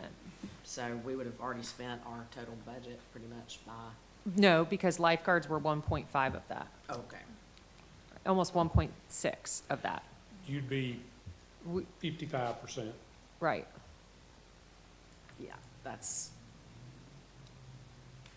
that would be, it still says to me significant change from how we're going to operate in 2025. Now, we've already identified duplicate funds, and I do understand that, Clay, you've made that very Correct. clear. But, That's not that much. I guess the question goes back to, can the agencies do what they need to do on the 4 point? So If we go to 4.1 or 4.3? I mean, if we, instead of, and I understand that the BCC needs to take or our direction could be that the BCC has to take a deeper look into having the duplicative services, but is there a way for us to, identify that we would prefer to have it? Whatever this service, may You be. certainly can, but what I would say is, I think we just need to be firm that whether the BCC or anybody else wants duplicative services, we are statutorily required not to exceed a certain amount. And that at a certain point in time, I keep coming back to that phrase, increased. I've yet to hear anybody in this meeting say, we're up. Who- when somebody tells me that, okay, I'll change my attitude on this, but I think the problem is, the comment was made, we're gonna spend more money each year. I think, Mr. Taylor, you're the one who made that, right? That they're gonna just keep spending more money, but it's only on increased tourism. If tourism's not increasing, the budget cannot increase. Frankly, it can't even stay flat. Thank you. So, you can make that recommendation, but I do think setting a flat number and saying that we're gonna look at what the authorized expenses are, that would give us a lot better ability to look at that on line item by line item. Okay, this is a reimbursable expense, it's not. I'd like to do the authorized expenses because, one, we're statutorily required, but Correct. it provides a much greater oversight as to how, and accountability for these funds. So I'm personally, I would be comfortable with the 4.42 because that's in addition to the 3.25 for the lifeguards. Definitely open to have more, but I know that we have lots of other budget items to go through. But I would also be more comfortable if we outlined exactly what these funds are to be used for. Within that. That bucket, Yeah. yeah. Yeah, and I think that's a reasonable and fair request by the sheriff's office relative to, it would probably have to be a one-time a year where they approach on the front end, we look at the request, and then they know who they can hire. You Yep. can't, it wouldn't be right to have them do it by quarter, if you will. And I'd also add in there too, again, that for our strategic planning, this needs to be one of our priorities. I agree. So on things like this, Would you entertain a comment from Devin? Of course. oh, sure. I could speak for him, but I think it's easier to let him say it, so I'm putting him on the spot. No, and Ms. Edwards had asked me this in an email about code enforcement, the fees and fines that they collect. Mr. Atkinson just asked me about the managed vendor program that the BCC approved. So they increased the revenue the code enforcement was bringing in for that. And so there's 1.8 that they're budgeted to bring in for that managed vendor program. When the BCC initiated that, they set that aside, so none of it has been obligated to be utilized for code enforcement expenditures. They set it aside for future use. So we have it line itemed in the BCC budget, but it's set aside. Candidly, if we can't spend a penny on beach code, if none of their expenses were authorizable, they're asking for 2.069, they're at 80% of their budget, or just under 80% of their budget, just off that funding source. So I think from our perspective, it's still a function of, and they're doing managed vending that the TDC, years ago when this concept was initially discussed with Brian, that would have been TDT. Would not have been TDT revenue, but it would have been revenue the TDC would have seen and managed. So that's now been broken out. So I call that out, not saying that you're allowed to claw it back, but it is money that code produces revenue. So that's just one thing to consider. Okay, thank you Thank you, very Devin. much. So on changes like this to the budget as presented, do we need a motion a second, or is that just noted by staff and amended, just noted by staff? We're noting it right now. Did we set a specific, when I was outside, did we set a specific dollar amount that we want to go to? Your 4.42. 4.42? You had, yeah, All right. Yeah, we'll note that, and so at the end, we may have one motion that approves everything. with the addition of the lifeguard. I With mean, with the yeah, lifeguard- exclusion of With the life. exclusion of the, yeah. And do note, the lifeguards has an automatic 4% annual increase in Yeah. it. So everybody's just got to be aware that does exist. It's one of the reasons why we really don't want to include it in this bucket if we can continue to safely, legally avoid it. Tiffany, do we, at this time, want to make suggestions on the kind of sub-buckets within that, or is this a later Yeah, discussion? I think we need to. Yeah. I think we need to. Do you want to start? I don't have any suggestions, I was just curious if we want. Did you say wanna cover it. 4.42? 4.42, and then you'll have the additional 3.25. What I You know- thought I heard a minute ago is that we could probably make a relatively large reduction to the proportion of that 4.42 out of code enforcement. Yep. Based upon the funding that they have from the vendor program. And, yeah, and their other citations as it relates to parking in that on the beach or some of those, that does go back in to a general budget. They don't see it particularly in their department, but it does go to pay for their services. I did check that with Melissa and Deb. So I'm sorry, Brian, are you suggesting that like we identify buckets that would come under the dollar amount we just defined? So, Maybe they're just broad, or maybe this is something we circle back to. To me, I think it just, the three Yeah. buckets it's covering is code enforcement, Walton County Sheriff's Services, and what was the other one that's lined, that was, we combined? Didn't we combine just three things? beach ambassadors. Beach ambassadors, that's what the But three, that's also code. Yeah, and I think yeah. that's the three. I think I'd like to have Clay clarify a little bit more, based on the actual statute of, services, so that we're in line with what the state requires for some of those funding. Because at some point in our strategic plan, if we want to say beach ambassadors, that needs to, maybe that's rolled up into the Tourist Development Council, not code. Yeah, I'd also, in our strategic planning sessions, recommend us defining them by, like, I think the naming of them is very confusing. Correct. If it's confusing for us, then it's going to be confusing for our customers. Yeah. and the Well, community. and based upon our conversation today, I think it's clear that we're learning there are some programs that are better than others. There are some that are optimized. There are some that probably could use some refinements. And I think those are all worthwhile conversations that we need to have. I don't know that they're fall into the context of today's agenda, but I think we're gonna have to circle back to those things. And we may learn that we need more flexibility in adjusting those buckets based upon what we learn from Sure. the actual operations of those programs. Sure. I agree. I think we're good with that one, right? Yeah, Mhm. I think so. Okay. Unless you wanted Clay to clarify, he stepped out for a moment. Okay, all right. Do you want me to keep going on Yes, this? I do. All right, if we want to start on the first, so thank y'all for printing these out. I liked this because it shows you where we've changed our from the tentative to the workshop, so where we've changed some of our, and they've made the suggestions of changes. So if we want to start off in the first, first page in the tourism administration, I did want to follow back up with Matt. How many, I know that this includes the executive director position and all of those added, the wages, the retirement, the sick leave, and that included. Did that FTE that we discussed, did that get removed, the additional FTE for? Do you all recall if we pulled that out? We did not. No, so we'll pull that out if that's Okay. if that's the consensus. I think what we struggled with, we didn't feel like we had a consensus as to whether that was something that remained or did not remain. I personally, the position was for a sustainability. We have that at the county. If there's another position that we feel like is needed, I think that's fine to keep, but at this point, none of the departments have asked for an additional, so I would say to take that one off. So if we can reflect that in the budget.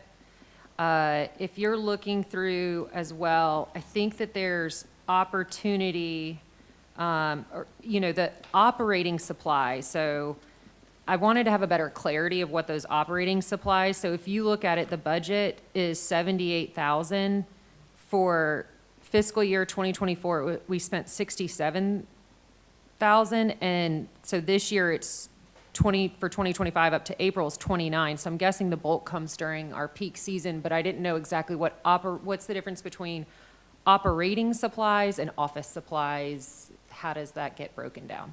And that's for every department. I know that can be kind of confusing. I think Ms. Amy Wise-Coble had asked that similar question at the first workshop. The state has a general account structure that we operate under. So the clerk of court sets up all of the general ledger accounts, and then they classify those expenditures when they come in. They make the determination whether it falls in an operating category and office supply category. So operating is going to be, standard supplies that you would buy for operational purposes, office supplies, paper, pencils, those things. There's a little subjectivity there because the state's not just clear, listing 1,000 items. These all have to be categorized here. But the clerk of court is responsible for accounting for those records in those object codes. And so, Matt, for that operating supplies in that department and it going to 78, is there wiggle room there to decrease that? What's driving that cost? Yeah, I mean, I think we can certainly bring that down if that's the will of the council. We were including costs for, routine maintenance, things at the building, services that we would need for, the building itself, carpet cleaning, things of that nature that we do every few years. We don't do them every year. So things of that nature, but we can certainly decline that if that's, decrease that if that's the will of the council. So for repair and maintenance, then, we have 10,000 for that. Are those different? Yes. So repair and maintenance is actual physical repairs and maintenance in the building, not necessarily things like, new furniture, carpet cleaning. Carpet cleaning, yeah. I mean, that's really a big The repair and big maintenance expense. would be for physical repairs to the Okay. facility, a doorway being replaced, a lock, anything to the actual physical asset. Okay. I know that the object codes are kind of confusing. The state sets those up and the clerk's office Sure. sets them in the account, and then we're just at the mercy of where they get expended to and charged to. I just want to make sure, particulars, because that's a pretty large amount for each year.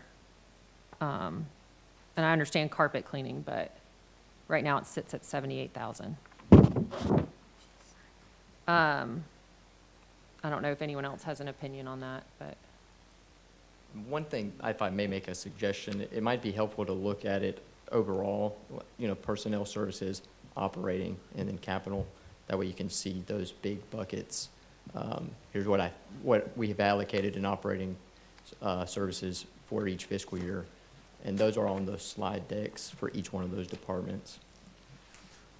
And then you might make suggestions about just cutting operating and maybe let the directors have some discretion on maybe which account code they want to decrease.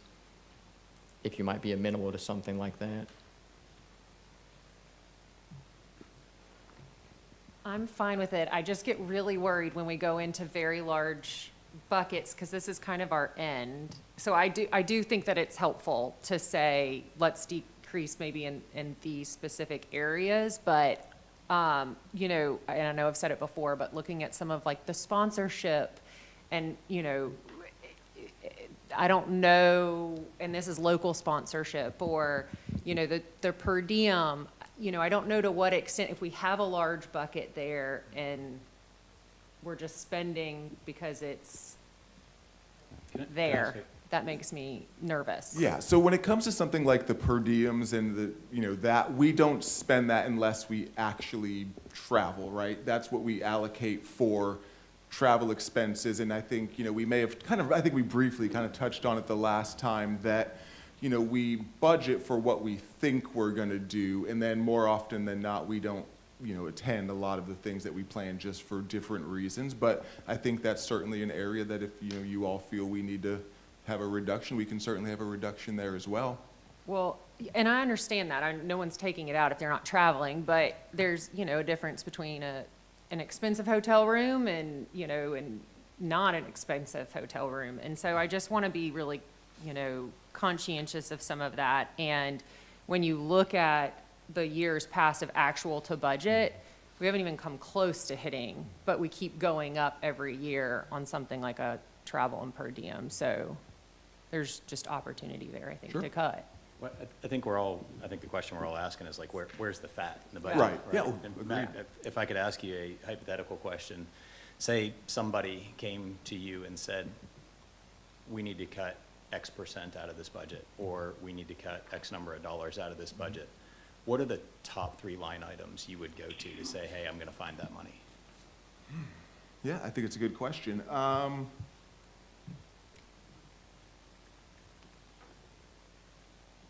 If you need to noodle on it for a minute too, we can always come back, but.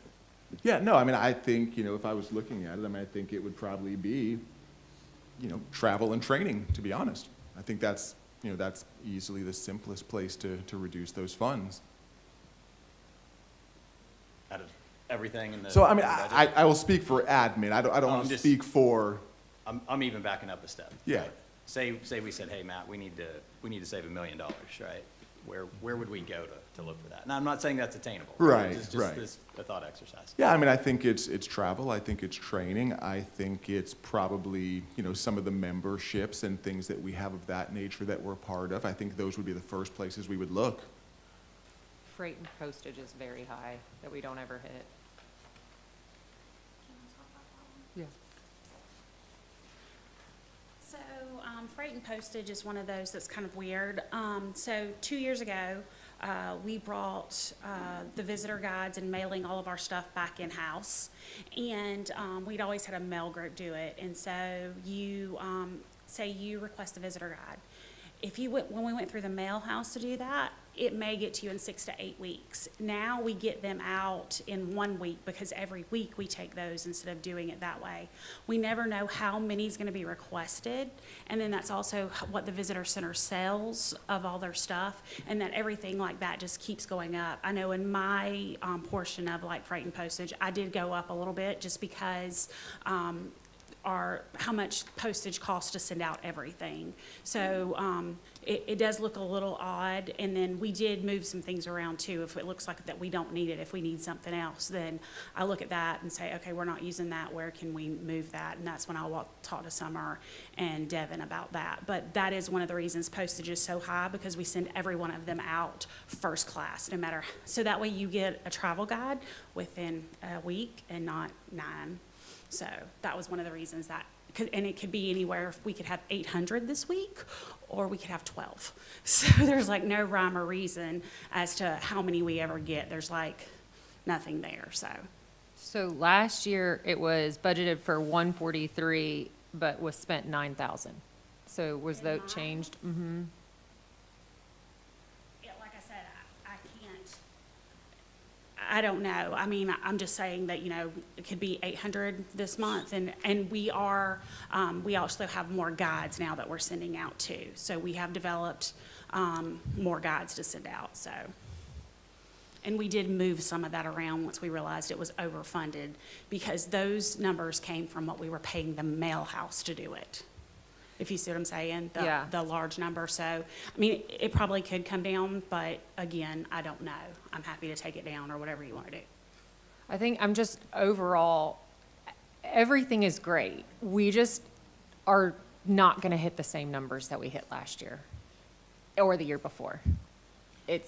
And so I think we really just have to really look, and if it's nickel and diming some of the stuff, it's nickel and diming, but trying to be as supportive on the stuff where we didn't hit the actuals in the budget and it was inflated, and putting something that might be a little bit more workable for each department to be conscientious. Because I also look at this admin side, and, you know, when you had asked earlier and had said, well, why didn't we know, you know, about the different programs, and that we didn't have to do both, or the original intention. Part of that, I think, is because Clay wasn't there, because Clay's really only budgeted for one meeting every other month. Well, Clay really needs to be here for all of our meetings, but we don't have that in the budget, and I'd like to increase to make sure that we have an attorney here, because, you know, there's so much liability as it relates to that. So I, you know, there are some places that I feel like we do need to put some money towards, but we got to really look at what we're cutting. Totally agree. You know, Kelly suggested this week, you sent around an email this week, you know, asking for increased funding for, you know, kind of the fundamentals, right? And I actually fully support that. I think it's a fantastic idea. I think I've been pretty vocal on this. Like, our bread and butter guests are going other places. We need to draw them back. And I think what you're suggesting is a great idea. I have a hard time, though, saying, hey, let's spend another $500,000, $1 million, $1.5 million Well, that was in just. this environment, right? My suggestion was going to be, and we don't need to get into this right now, my suggestion for that was going to be, hey, I love it, think it's a great idea, let's find that money elsewhere, right? Like, you know, as you suggested, hey, your budget has increased this amount, right, while the overall budget's increased this, right? Well, so you're disproportionately low compared to everything else. That means somewhere else, or everything else, is increased disproportionately large compared to the overall budget, right? So I think I think there's lots of great places to spend money, and I don't think any of us are questioning the value of what we do overall, but I think we're recognizing, hey, we're going to continue to see, you know, we're 5% down year to date, we're going to continue to see decreases in revenue. Part of me wants to say, hey, like, we got to find a way to cut 5% across the whole thing, right? Like, how do we do that, right? We do. The bed tax collectors, we certainly aren't spending money on My print. budgets are going down, yeah. We're not digital. All these things that you have that you're worried about postage or getting out in a week or 9 days, those should be going to people digitally. Because print, we don't do print, and we send in a lot of money to this organization. So whatever we're doing is working, because the print was something we did many moons ago. The only way you get it printed, if you physically go to our website and you go into visitsouthwalton.com and you say, I want a printed piece. You're not sent a printed piece unless you specifically request it. Otherwise, you get a digital version, but it's for those people that specifically request it. And Can I as make far as the, ma'am? No, I was just going to make a request. I know for me, we've got a lot of ground to cover. Could I simply ask that we're on the administration page, let's stay on administration, and then marketing will come, if that's okay. Yeah, Just that's because fine. I think we'll be. So my, Madam Chair, I have a Cultural Arts Alliance Board meeting where we are approving our budget at a 10% cut. So I'm going to have to leave in about 15 minutes. I just wanted to say that. Thank you, Jennifer. from a larger picture, if we take Devin's suggestion, I would say operating expenditures needs to decrease here. Looking at operating supplies, looking at the travel and per diem, you know, getting closer. 2024, it was 7,000. We're, you know, projected, or it's been submitted as a 34,000. I think we could go down to like, you know, 19 or so. But I think that looking at those operating expenditures, and I don't know if the council wants to throw a, you know, percentage, but I think we need to decrease on that aspect. And then I also think removing that FTE will bring some of the other items down. And then I'd like to see an increase so that our attorney is available for all of our meetings. We'll make arrangements. I can Okay. Just that, and I assure you it won't be a large vegetarian. Thank you. And then, yeah, so that would be my recommendation. I don't know if the council wants to look at a specific percentage for some of that, but Okay, I want to ask just a couple of questions. Assuming I am looking at budget, which, what drove the decrease in promotional activities from 420,000 budgeted in 25 down to 100,000 tentatively in 26? Both of my questions are just for points of clarity to understand. this is an admin. Yeah, one of the things I was going to say when Kelly was up here was the administration department was a conglomerate of all of the departments for quite a while, and then some things have been pieced out.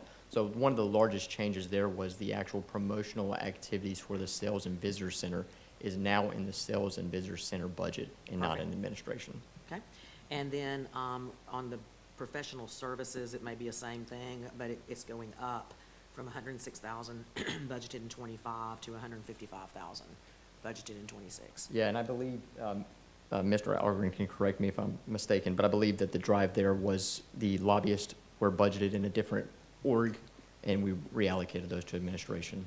Okay, Because we cover half of the county's lobbyist. okay. All right. Okay, anything else, council, on the administration budget? So are we making the final recommendation on a decrease by, or do we need to say by a certain amount for? Madam Chair, may How I does that- possibly make just an observation on that may be a little bit outside of the attorney role, but Mr. Algren is talking about? I know staff has been working with finance to figure out how to book something for reserves. Right now, there's nothing booked for reserves. We're not putting any money up into reserves. Is it perhaps a useful tool to just literally declare that there will be a top line percentage, whatever it is, of your budget that is going to go into reserves first, with those reserves pro rata allocated across the budget? So if admin gets 20% of the total budget, then that reserve allocation's 20%. So, I mean, what you're effectively doing is you're saying that we're going to fund it to reserves. Right now, you're funding zero to reserves. So if you don't make the money, you've got however much percentage you're saying is going to go to the reserves is not going to go there, or it's going to get pulled back out and used in an emergency situation. I understand that kicks the can down the road, but I remain concerned that we're not actually budgeting into reserves. And if you're trying to take the top line cut, there's definitely not going to be money in reserves if our revenue doesn't meet our projections.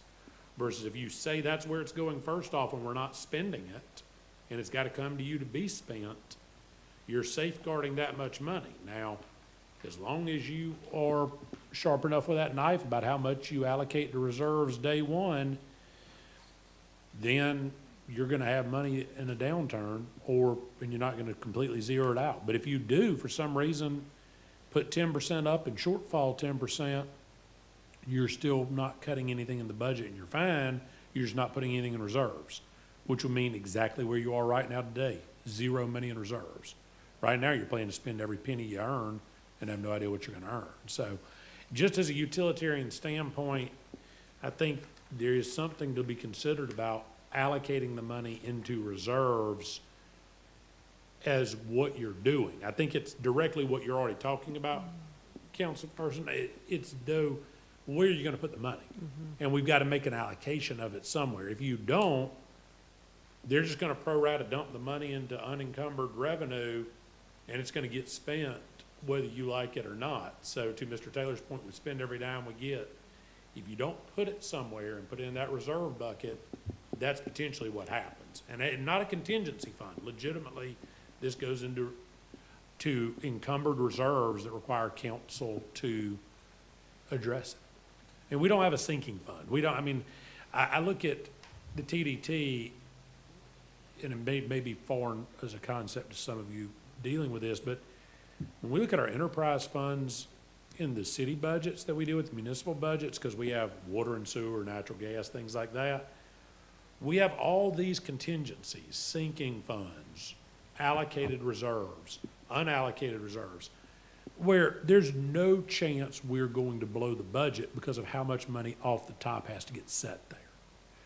The TDT is almost an enterprise fund in function for the county. When you look at the amount of capital projects we do, and that we are a revenue-producing side of the county that's not ad valorem. It's a different way of looking at our budget perhaps, but we don't do that. And so I'm not saying you have to, but there's no reason you couldn't treat yourself more in that enterprise fund model of we're gonna set this money aside off the top so that we know if we don't make it, we're not gonna be underfunding and we're not gonna be broke, but at the same time, we just may not have anything left in reserves at the end of the year. I think especially in this current economic climate, that's extremely prudent. I think it's a great idea. No, I like the idea very much. I guess I assumed there was a reserve budget, I did too. so. Well, I just, I but didn't that's realize that it it's an didn't get absolute great sent point. out. and I did appreciate until it. I asked Matt too, so I made the same assumption all of you did. I said, well, how much is in reserves? Yeah. Well, zero. Didn't realize that that was. So that's a slight challenge. Matt, what did you find after our last meeting? We talked about doing the reserve study of what the cost would be for that and the third party, because I don't think it's in this budget, but that's obviously something that we want to do. Yeah, we're putting figures together. I've been meeting with Devin in summer, trying to get a better handle on, personnel costs and costs for all of the departments in terms of functions of continual operations. I know that Brian in the beach operations side has put together some figures that we have that we're going to share with you all, hopefully at the July meeting is kind of what we were looking at to give you all a sense of what it would look like to keep things moving, but also part of the conversation that we were having is, and that's what Clay and I were speaking to, is, identifying percentages, within our TDT plan of, how much money we want to identify to put into reserves. But are what about the third party coming in to provide that study? Right, so yes, that's part of the conversation we're having. How long would that take to figure out what that range needs to be? Because if we're going along the same line as our strategic plan, that's $125,000, we're looking Right. at a pretty steep. I would pray that that's not the case here, Yeah. but. Didn't you mention that Scott, I couldn't think of his name at the moment. Scott. That y'all had spoken and that we were considering, or that they were considering looping in a reserve study as part of the strategic plan? Yeah, I think we can certainly look at that, yeah. I think it makes sense. I mean, I think that's, that from a timing standpoint, I think maybe that's kind of where it makes sense to have those conversations going concurrently. Well, I think more importantly, I think there needs to be alignment between our strategic plan Yeah. and our vision for the Agreed. reserves, yeah. Agreed. So when could we have that answer? So Scott will be here next week, so we can, at our TDC meeting.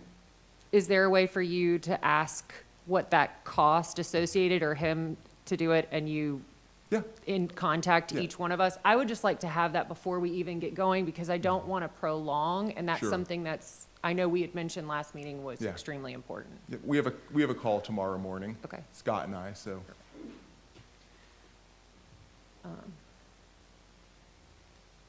Okay, so as I understand it, the recommendation before us is that rather than cutting the expenses, we allocate a percentage of the current amount to go to reserves, which will then mean that we adjust the current budget to take into account the amount we are putting in reserves with no increase to the total numbers before us, which I think is a very good idea. Is everybody, anybody have any concerns with that?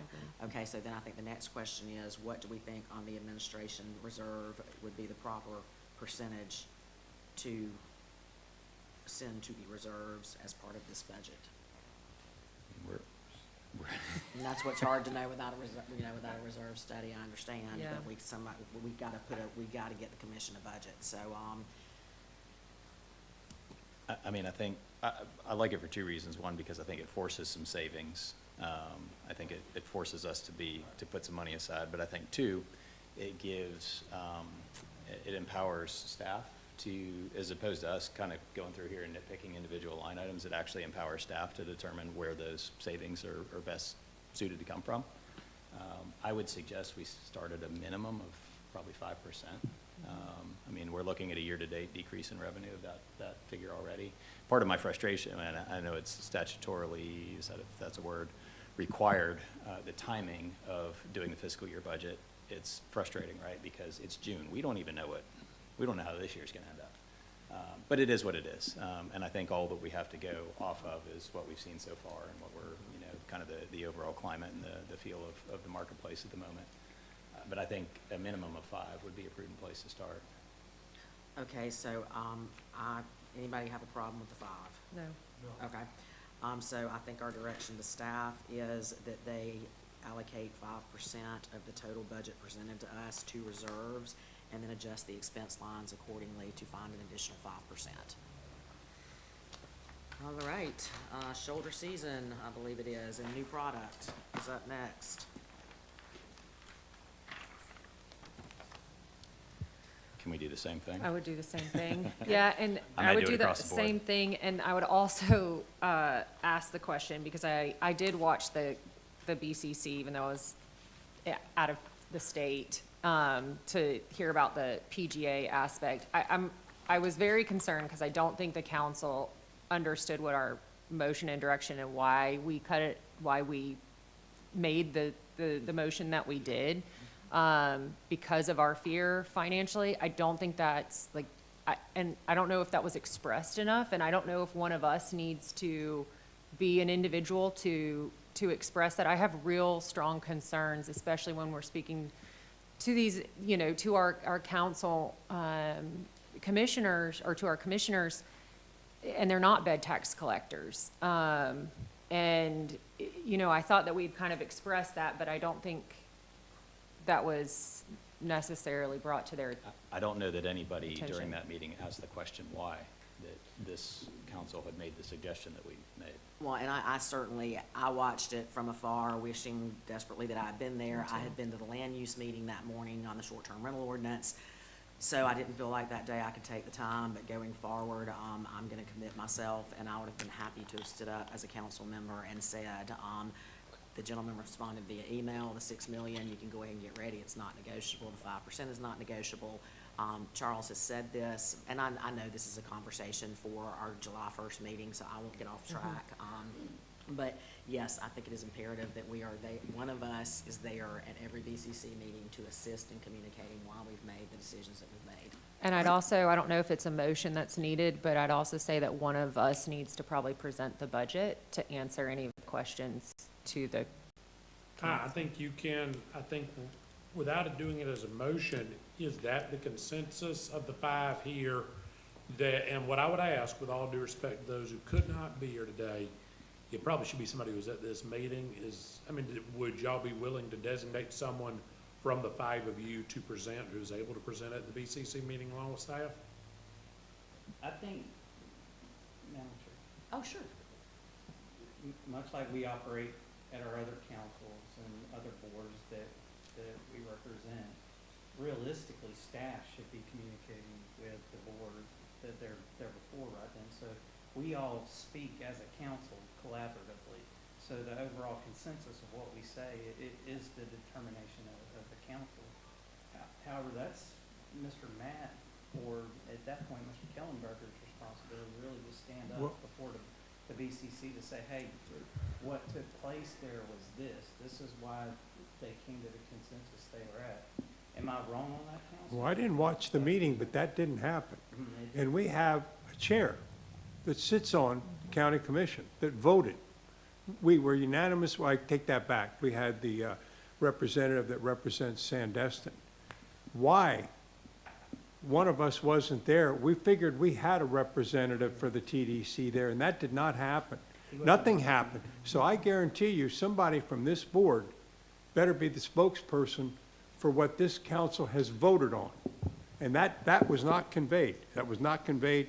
And now they're talking a golf tournament and getting all schmoozed by the PGA. They're elected officials. They're not in business, haven't been in business, don't know what return on investment means. They just have a huge pile of money coming in, and they're gonna spend it. And they love the attention they're getting from all the different lobbyists on the PGA, but I would like to see either Amy or Tiffany or represent our council and be able to give a report to our county commissioners of what actions we've taken and voted on. So That's a county employee. to Mr. Sconyers' point, he is correct. It is staff's He job. is. Completely correct. What I would say, Councilman Sconyers, and maybe I misunderstand the ask. I think, so, under your code of conduct on the TDC, and this question came to me, so I'm probably partly to blame for this question, Councilman, is the question came, under what circumstances could one of us present? And I started with this from the concept that there is a code of conduct in effect that TDC members have that pretty well, it doesn't straight out prohibit you from going to those meetings and talking, but it really limits what your interaction can be unless you're officially authorized by the board. So that is the genesis of that ask, I believe, that I'm hearing today. To Mr. Taylor's point,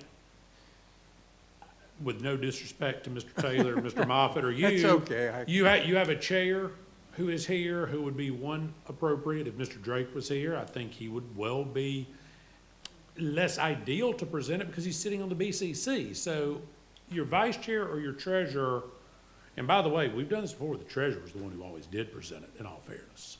That happened years and years and years ago, along with staff, so there's that direction. So if that's the direction of the council, I don't think you need a motion, but I think it needs to be part of the discussion record here today. Yes, we would like one of our members to accompany staff in this presentation. Thank you. And the reason why I even bring that up is because if we do the same thing of reserve here, and because of the PGA, and I don't know if they're even having some of those I know that our attorney's a part of, would be a part if And for the those were record, I'm not happening. being schmoozed, And- and right, they right. And they he must not- not like yeah. me very much, because they've not done any But schmoozing to I me, know- Mr. There is Taylor. no way, I know you never would be. So I But if know I'm that- sitting up in some little place and I'm an elected official and have people coming to me, man, you need this golf tournament, well, it makes you feel real good.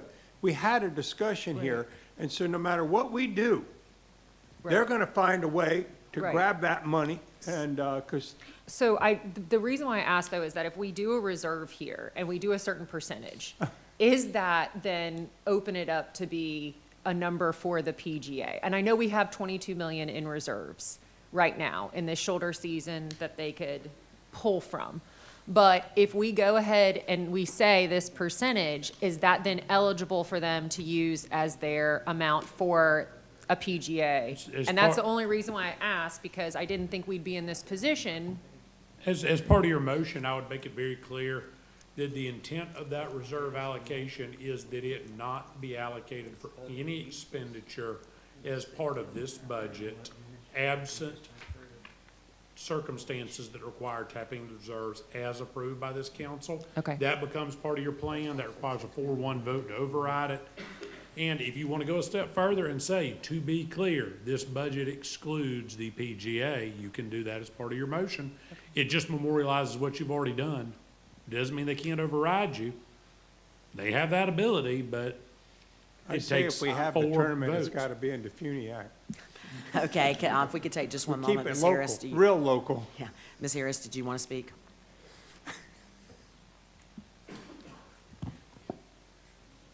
It's always too cold in here for me. That means you're getting old and your blood's getting thinner. I want to thank y'all. I probably realized we didn't have a reserve and had not paid much attention to that, but we have to have a reserve. I think at the last time I spoke about this golf tournament, the first time, I was pretty supportive of it. After that, I spoke against it, but in this reserve, it's got to be funded just for not for people to go get a wild idea or to have a garden party. Or a golf tournament. It's got to be for a reserve. I said last time, this is one Walton. This is not the south and the north end. I lived here through Opal, Ivan, Dennis, Tropical Storm Arlene and Katrina when it went through. And I stayed here, I never left. And I put Edgewater's insurance together. I put all our claims together. We didn't go hire somebody to come do it. I did it. If something happens and we have a bad storm coming off that ocean, and it goes straight on through to Defuniak Springs, we're gonna have to help Defuniak Springs. We're not gonna help the golf course in a golf tournament. We're not gonna put up trees back on Becknell's golf course. We're gonna cut the trees, get them out of the roads, fix the roads, so when we can get open, the majority of tourists that come here through Defuniak can get down here safely. We're not gonna leave them sitting up there because I've looked at the money they've got. They don't have the money if a horrible, horrible storm comes through to do it. This is one Walton County, and we've all got to start thinking that way. Matt, this is nothing against you, but I go to every BCC meeting except yesterday because it was my grandchild's 2nd birthday. Wish I'd been at the BCC instead, but had to go to Tampa for the birthday party. But the meeting before that Amy was there, Matt got up and presented something, and poor Amy's sitting behind me, and we're going, that's not the way it went, that's not the way it went, it's not being presented exactly. And finally, Amy had to scream out in the BCC meeting, Matt, can you just read the motion so they'll understand what the motion was? We have to, and I'm sure I came to every one of you and asked for money for Brad Drake. Brad Drake is a BCC member. That is his first priority up there. Not one item has been put on a BCC agenda to discuss after he's been at these meetings, and then we go to the BCC meeting. There's never anything under his name where he says, at the TDC meeting last week, we talked about this, and I have put these items on the agenda for discussion. So we're at the mercy of, nobody's putting the items on the agenda to support us that's up here. And Matt is just giving a quick overview. I think Matt should put it on his name, and he should ask Amy to come up as the vice chair. He should ask Amy to come up there. If she can make every meeting, if she can't, then Amy's gonna assign it to Brian or to Tim Taylor. But somebody is gonna get up there and say, here was the motion, and read it verbatim.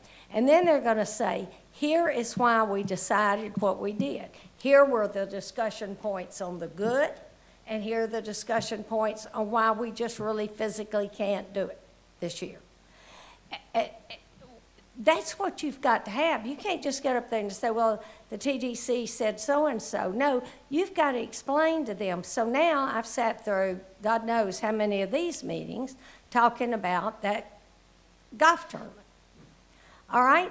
And yet nobody in any of the meetings has gotten up and said, here's why they were looking into it, because Ms. Harris had a fit, and I found out they'd called down here. Nobody'd ever returned their call. And so I got us into this mess because I called Matt and was jumping up and down. Why didn't we even respond to him? All right, but now we have gone over it. We have looked at every single item. We've looked at every angle. Could we do this? Could we do that? Can we get a sponsor? Can we do this? There have been meetings that I'm sure that Clay wasn't invited to before we had a new county manager. I think there have been meetings where they've discussed how much different people wanted it. It's not feasible with our money. I have no problem if the BCC would like to come up with $6 million. But and then I've heard them say, oh, y'all don't need anybody to do a contract. We have our own contract. Well, what the hell if we have a hurricane hit here? What? Yes.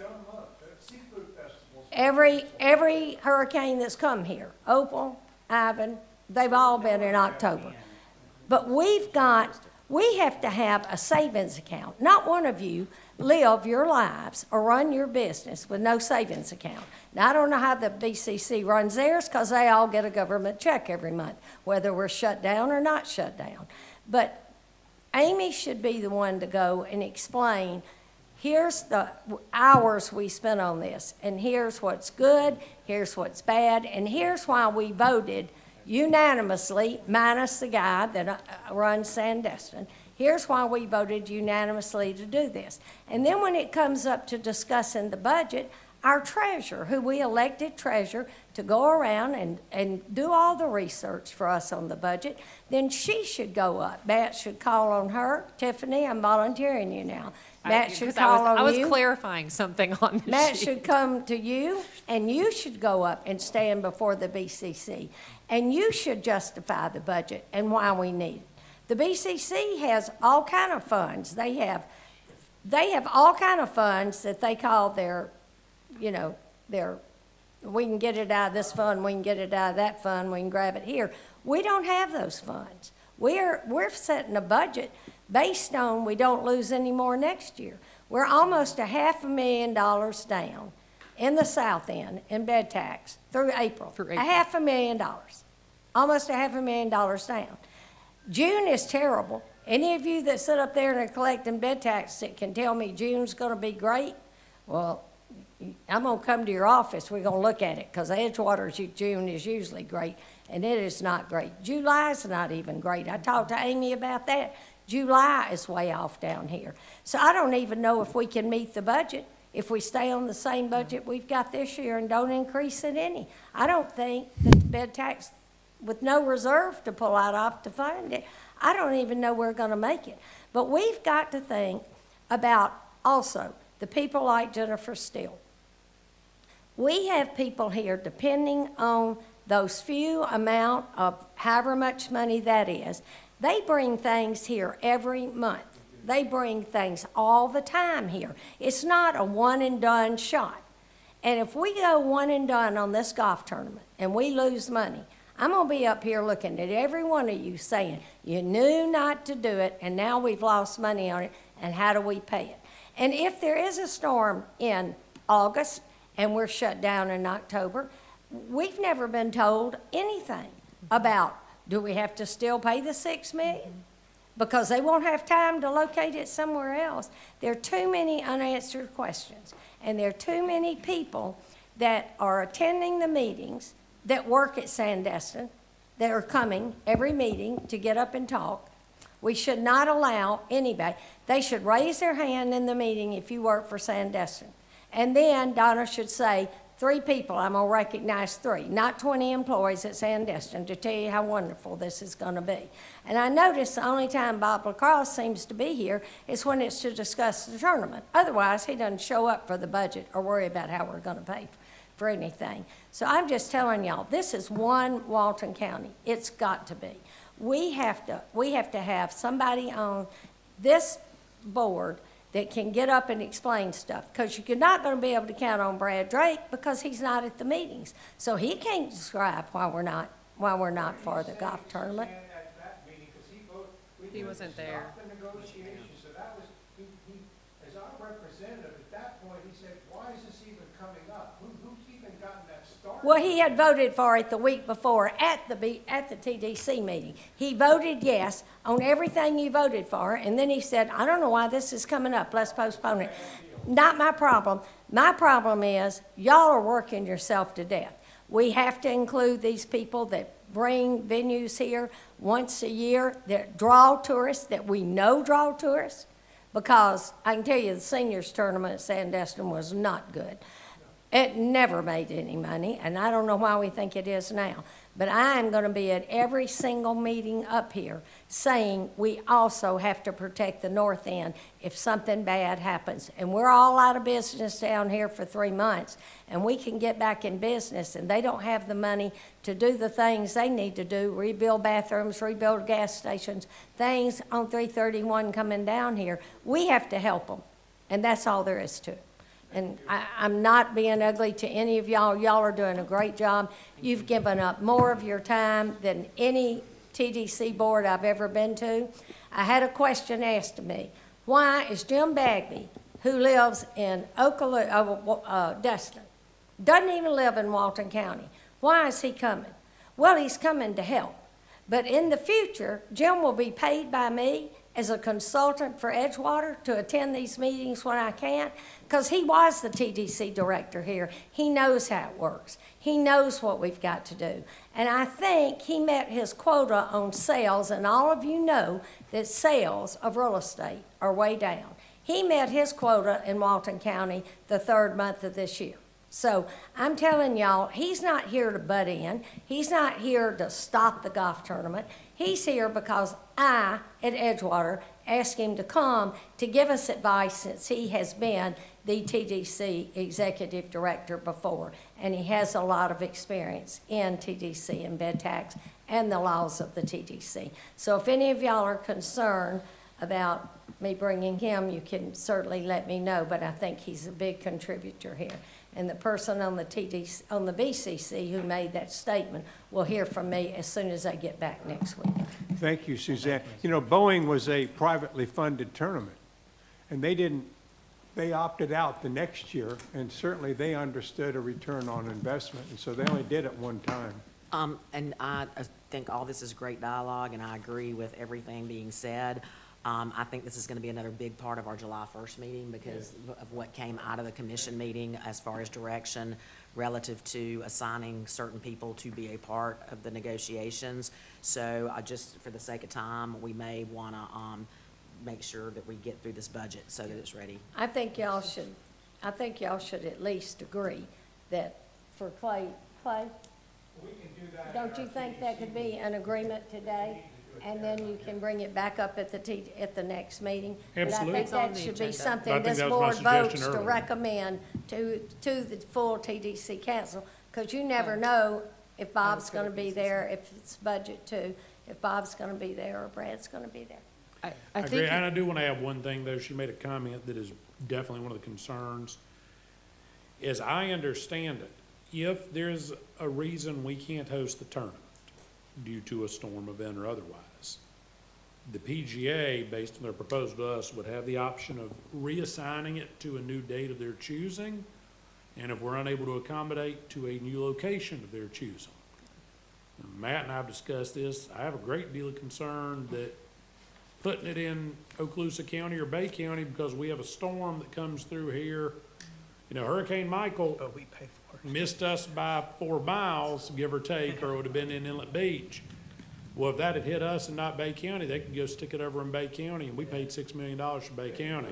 They're smart. They're not, they're. That, if that's their proposal, I don't know how we could ever get there, but we will, without being schmoozed, at least follow through that until there's something to present, but there is no contract to present at I'm this grateful time. you clarified that, because when I asked that in the first meeting, they said we would talk through it, so I'm glad you That's clarified our that. understanding, correct, Matt? So I am more comfortable, and I didn't mean to go down the tangent of the PGA. It was more so for if we put anything in reserve for the shoulder season to make sure we're protected, and so that when we do our final motion for the budget, I would like to follow what council has said about making sure that it doesn't go towards the. It is an encumbered reserve that may not be spent absent further allocation of the TDC. There you go. So, We got that. so now I'm more comfortable with whatever we would put through. So So I think the recommendation on hand is that for for new product shoulder season, we're going to do the same thing as we did in admin. We're going to ask that 5% of the current number be budgeted for reserves, and then we will adjust expense lines accordingly. Yep. Sorry. We are moving on to communications. Same in communications. Can I, since you just thought about marketing the shoulder season, I literally don't have 5% that I can give up once I take. Yeah, let's stop here now. Because of the media plan comes out of that. Absolutely, so let's. I'm let's- sorry. No, let's stop here for a minute. Because I'm I not think- trying to be, I'm not trying to. No. The only thing I saw in marketing that could have potentially come down was the freight, training, and travel and per diem. Everything else is pretty much locked in. I mean, And that's not 5%. Okay, would I mean, assume. I can lower it everywhere I possibly can, but with the media plan being locked in already at the $8 million that the BCC's already done, and then the things that I need that help the media plan, like I said, I can look at like equipment or freight and postage, and I'll reduce it as much as I possibly can. And I can get you that number, but I don't think I can do 5%, because I'm looking at that, and that's like $600,000. The promotional. Well, I was trying to go, I've read the entire Zender proposal, as Brian alluded to earlier in the, meeting. I was certainly hoping we were gonna get to a point that we could actually add to the marketing know. that we're doing. Okay. But I didn't know that was a piece of the communications. You want us to look, Kelly, at communications, I don't want, It's actually under marketing, shoulder Shoulder to product. product. Yeah, so- Y'all just took 5% Yeah. off. Oh. She asked you to go back, not to go forward. Yeah, to go back. I mean, I'm happy to go in and look at like, equipment, freight and postage, fuel, any kind of, but everything that I have in there is line itemed out exactly what it costs, okay? so if that yeah. makes sense, like, Because I have the promotional activities. 'cause that's In the one of current state of this market, that's one area that I do not feel we should be. I've had this conversation with Kelly. Thank you for bringing back those options, that Zender and you provided to us. I do not feel that that is an area where we should be cutting funding. I just genuinely don't. and I just put that together because you guys asked me to, 100%. and Yeah, I was thank trying you to for it. look at that as like, I wasn't like, give me more money, give me more money. No. I was like, how can we help the money that we already have make a difference? And that's why, Zender and I wrote it the way we did with like the varying degrees, because it wasn't like, let's just throw some more media out there. It is, but it's also developing the assets that we can continue to use throughout this year and next year, and if we needed it then as well. What if we just say 5% off the top of the Across the budget for board. staff, across the board, Yeah, I was for gonna the suggest staff to the figure same. out how to allocate it? So if they can't pull 1 penny out of the marketing budget that is on that slide, they're gotta gonna have find to it figure out how to somewhere else. pull a few extra pennies out of And I mean, I'm not admin saying, or somewhere else. and I'm not saying I can't give up some money, I promise you I am, it's just But that. that would let staff balance it, as long as it's 5% across the board. That way, we're not gonna have to keep saying yes to every category.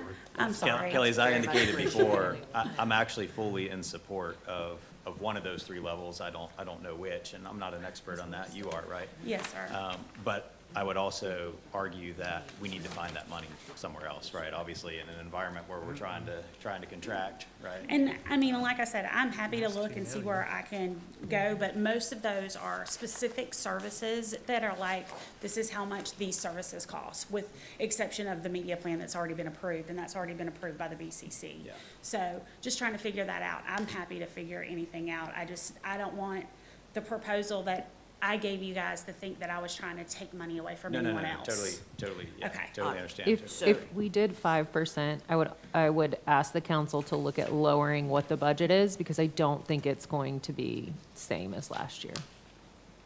Well, does anybody know, the one thing we're not able to do in this meeting, we're not tracking the savings from what was originally budgeted. When we dropped the sheriff's number to the 4.3, how much money did we find in that move? Only, hold on, I can pull it.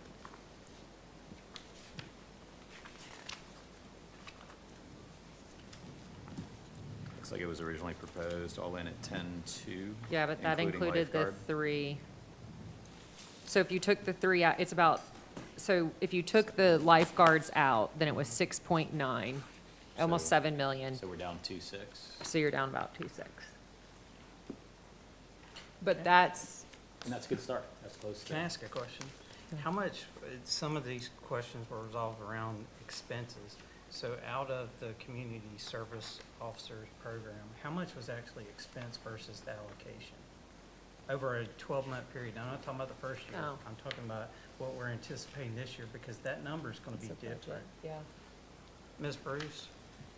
Madam Chair, you mind if Ms. Bruce comes up? Oh, absolutely, not at all.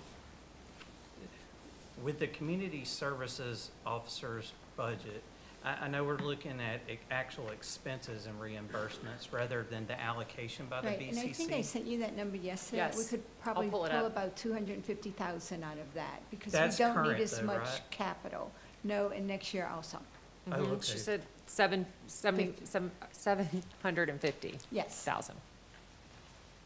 So you said we picked up 2.6? You know, on the other one, Relative to we maybe could cut a little from the radio project. It would just, that's contractual, so if we took it out of this year, that means we would just extended into future years. So it's really just moving it. It's not, we really can't cut it at this point. Is that, but could you get other grants for that? Because we've already We given did get a 3.4. grant. The whole project is over 50 million. Right, And so. but, and TDC's given 3.4 to this point. Correct. Okay, And we were looking at TDC coming up with probably about 10 to 15% of that total project. wow, It's, for the radios. it's huge The though, cell. because of the South Walton Fire depends on those communications, the sheriff's office And depends on this those is one, communications. it will definitely, because we're probably putting another 4 towers south of the bay. So It's absolutely not that I'm not supportive. I understand what you're saying, but how, based on what Clay said, are we doing that? Because didn't he say it had to be an increase of tourism and cause I the think need? having better communications, one, they get better service. Safety is a huge issue if you have, which we do on the south end, you probably all know from your cell phone, how many dead spots do you have? That also means a first responder is in a dead spot usually. That's Are how the there- communication takes place. Are there any yeah. leasing of those to other We- companies? We actually, that's what I was gonna say, we are looking at possible offsets, but we don't have that until we build the towers. We can't sell something we don't have. And I think Amy was just Well, it was just, I thought he referring to specifically if said it to us increases that we could tourism. only use it if it was driven, the need was driven by an increase in tourism. I could have misunderstood him, that's what I thought he said, but, I thought that was what he said, but again, I could have misunderstood. And I have to ask you, how many of you would pick a place to go because that was, you knew was unsafe to go on a Yeah. vacation? You know, Oh, and listen, it's a I'm not- key- I'm just I mean, saying- I No come one's from New against it. I Orleans. think we're just Okay, looking, I'm we're just just, saying, though, it's it again, does help yeah. with, It's you the know. same thing that we said earlier Yes. with all the departments. I There's, understand. we're not gonna hit the 55 million Right, this year. and that's why I'm and- saying, as far as the other line on like the personnel, I mean, the only way I could reduce that at this point is to lay off people. Because we have certain, and as far as the planting, we actually did not have a beach unit in our thing, and we created a beach unit. So those deputies that are funded by TDC were not deputies that we took. If we did take elsewhere, we replaced them. So these are specifically deputies that are on the beach full-time. And they're performing And life-saving the duties salary in daily here with is, in rescues. fact, last year we ran out of Yeah, money. so That's think- why I was looking at the Yeah, I think CSO everybody budget misunderstood, and I versus the apologize. rest. I'm not saying I'm against it. I was trying to figure out how, under what he told us And I'm earlier. saying we could cut some this year because it's a multi-year project, and a lot of that may be maintenance in future years, so, or leases on the towers, because there's some towers, it has been cheaper to lease than to build. So we could push some of that expense, but I'm saying it's not gonna go away. Right. It's just deferring it. So we're about 3.4, but to expect in the future somewhere between 6 to 8 million for this project from TDC, with the 10 to Probably, 15%. I think another year or two, yeah. Or we could stretch that over 3 or 4 years, you know, if we need to decrease it this year. But eventually, we have to pay for it. And again, all I was trying to ask of her was that CSO line with the allocation. I don't know that we're expensing that much completely, so that would free up those And- budgetary funds and the overall percentages is what I was trying Right, to get. and I did mention that yesterday Yes, during our and that's some of emails, it, that yeah. we could bring that line down, Yep. which would bring like, you know, that budget down almost 25%, or the total down over the 5% from the sheriff. So it's, So Any other maybe- questions? Not now. Thank you. Maybe they're considering under beach safety. that it was the. So it's the- Oh, where was it? I have it on here, hold on, it's for the million, it's the Yeah, I beach think- ambassador, office Mhm. beach ambassador. The request is $1 million, but they think they could do it for $750. Okay. But we've lowered that. Yeah, I mean, Overall. I was originally trying to figure out how, I didn't see the radios, but where are the radios? So the in radios are included in the 3 point, Beach safety maybe? Correct. It's the 3.5 Okay, in beach request, safety, okay. and it's around 1.3 million for the radios this year.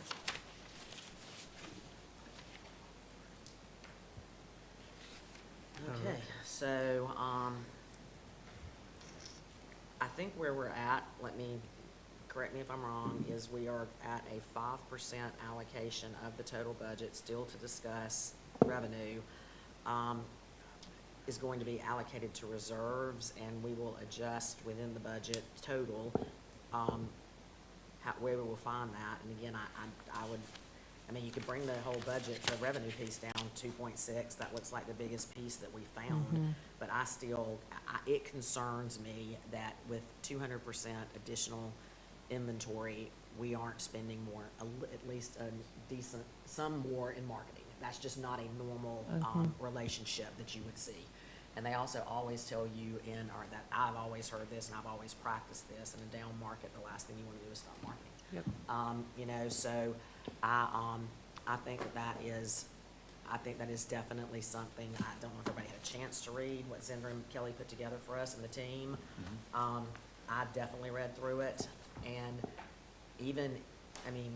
I had hoped to land at the middle ground, which was $1 million, but I'm interested in what, Kelly, please speak to us. So, if everybody has it, like I said, I really looked at like long-term things that would help us long-term rather than something flashy. I'm kind of a long-term girl. And so that's why I looked at, if we spend a little bit more money, yes, we could do some more media, some more things, but let's get some more assets of what we would need socially and to promote all of the things that we have going on. And so, really looking, the biggest thing is, website development. We haven't changed our website since 2019, and as you know, 3-4 years of website. And I've got some money in there for refurbishment of it, but just being able to institute some of these AI things that will help move it forward. I just don't have the additional money to do all of the things. So, at the 1 million, it does say, the website development, and it would completely do the refresh that we need with that personalization and that content development with the AI, and that's something that I'm going to talk about on July. We are doing part of it, but we can't do it all. And then we would also do 2 new campaign creatives. And one of those campaign creatives, I was really looking at, maybe it's more sports or something related to try to get people to do other things than go to the beach, and maybe looking at some of those other things. We just want to continue to tell that story, but then we know that through video placements that it's working, because you can't skip those if people are actually doing it, and we're seeing great numbers from that. So we would just make sure that we could continue with these video placements and going into our core markets. I know, Brian, you and I have had this conversation about 5 years ago, you knew that you couldn't have a 4th of July holiday in South Walton because it was already booked. So, we have trained these people to think that it's already booked. So, I went and Zendra and I looked at all of our media running, and we looked back and we're like, where do we need to be? We need to be in that circle that I call it, that Atlanta, Nashville, Birmingham, Dallas, Houston, New Orleans. So back to our bread and butter and everything that we know that these people like, but those are the people that we've trained that they think they can't have that vacation. So going back to those people and making sure that we are making sure that they're aware they can have it, but also still having some money to go into some of those other markets to replace some of those people that naturally fall off from attrition. So that's kind of how I put it together, and just more social media so that we can talk more to them and do more things like that with them.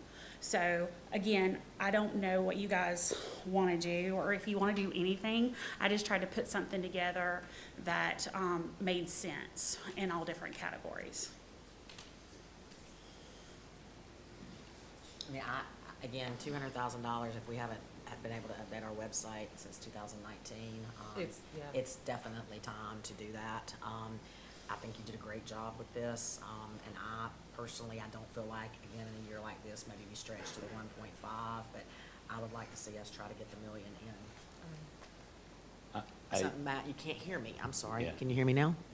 Okay, I'm sorry. I said I would like to see us, I don't want to stretch all the way probably to the 1.5 in a year like this, but I would like to try to see us get the million in. But I think the next logical place for us to go, since it sounds like we've reached a global decision on what we're thinking from an expense perspective. So the 1 million will not count against the expense, will not be a part of the 5%. Fair Correct. enough. Yeah, y'all are following that logic? Okay. Or we could, And then I think we have to go just real quick and look at revenue, but go ahead, Brian, please. yeah, agreed. And again, as I've stated before, I'm in support. I think it's a great idea. I think it's important, especially given the climate that we're in right now. I might suggest, and obviously it's going to require, I think what we're suggesting is a 5% decrease, right, effectively through the reserve funding. We're forcing the reserves. Rainy day fund is effectively a 5% decrease to the budget. I think part of what I like about that is it allows staff to decide what is important to them and where, right? And obviously, if we do this, Matt and Kelly are going to have some tough conversations. You guys are going to have a lot of tough conversations. What I might suggest that we suggest as a council is let's propose a 5% forced, right, reserve. But Matt, could you find a way not to touch Kelly's budget, right? And in fact, could you find a way to give Kelly a little extra budget so that she can accomplish some of these things? I know that Well, puts the team in a tough position, right? I don't think that, well, I personally don't think there's $1 million probably in here. So No, would I it don't- be I don't know willing, I mean, there's $22 million in shoulder season. Yeah, This in would, reserve. this in shoulder season reserve, would it be something that you guys would be open for me to fund the million out of the That's- shoulder season reserves? That was gonna be my suggestion, but. Well, we've already, I guess, let's go, I think the next place to go is Is revenue. revenue. I think we because need- yeah, if you're if you agreed. really feel like and I gotta look at it, but if Yeah. you really feel like that needs to come down, I that's just don't gonna- want to be the reason somebody doesn't get to do what For they're, the, or Brian doesn't get whatever project it is and that sort of well, thing. I try to be. agreed, but at the end of the day, the more people we drive in here, the more that Exactly. head Yes, tax, the ma'am. more that I head tax we completely agree collect. there. So, let's go, because. I just know I'll be And fighting I'm with a little, Brian. I wish that Brian was here I know. relative to being able to speak to beach Well, operations and their we do have- 5%.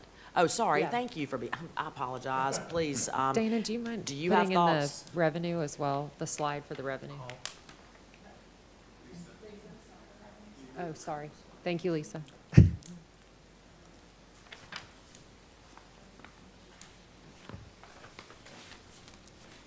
Sorry.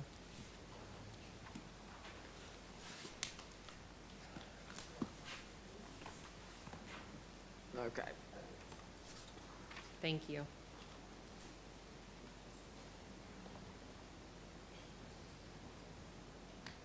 So we already have our, well, am I looking at that wrong? Oh, no, okay, that's FY25.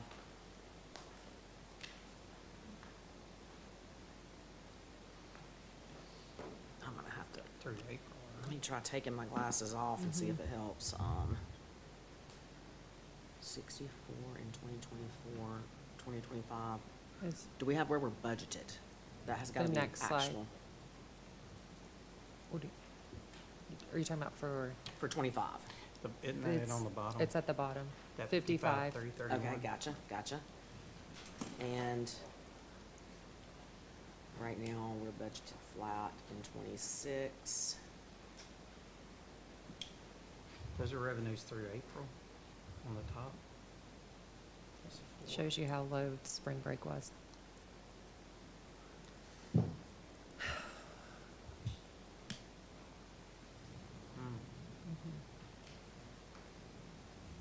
I mean, the only thing that I would point out that I think works in our favor is, correct me if I'm wrong, but I think we discussed it at another budget meeting, the interest is not budgeted as part of the revenue.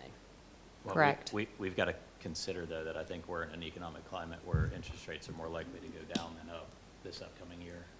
And I think that may actually put a damper on. You don't disagree, but 5.5 in 2024 it's not a small number. So even if that went down $2 million, I mean, you know, it's still, you're not talking chump change. So the original budget for this year is 55. And budget for 2006 is the same. I mean, what percentage are you, we're already down 5 or 4 point whatever, let's call it. So we've talked about 5 on the expense side.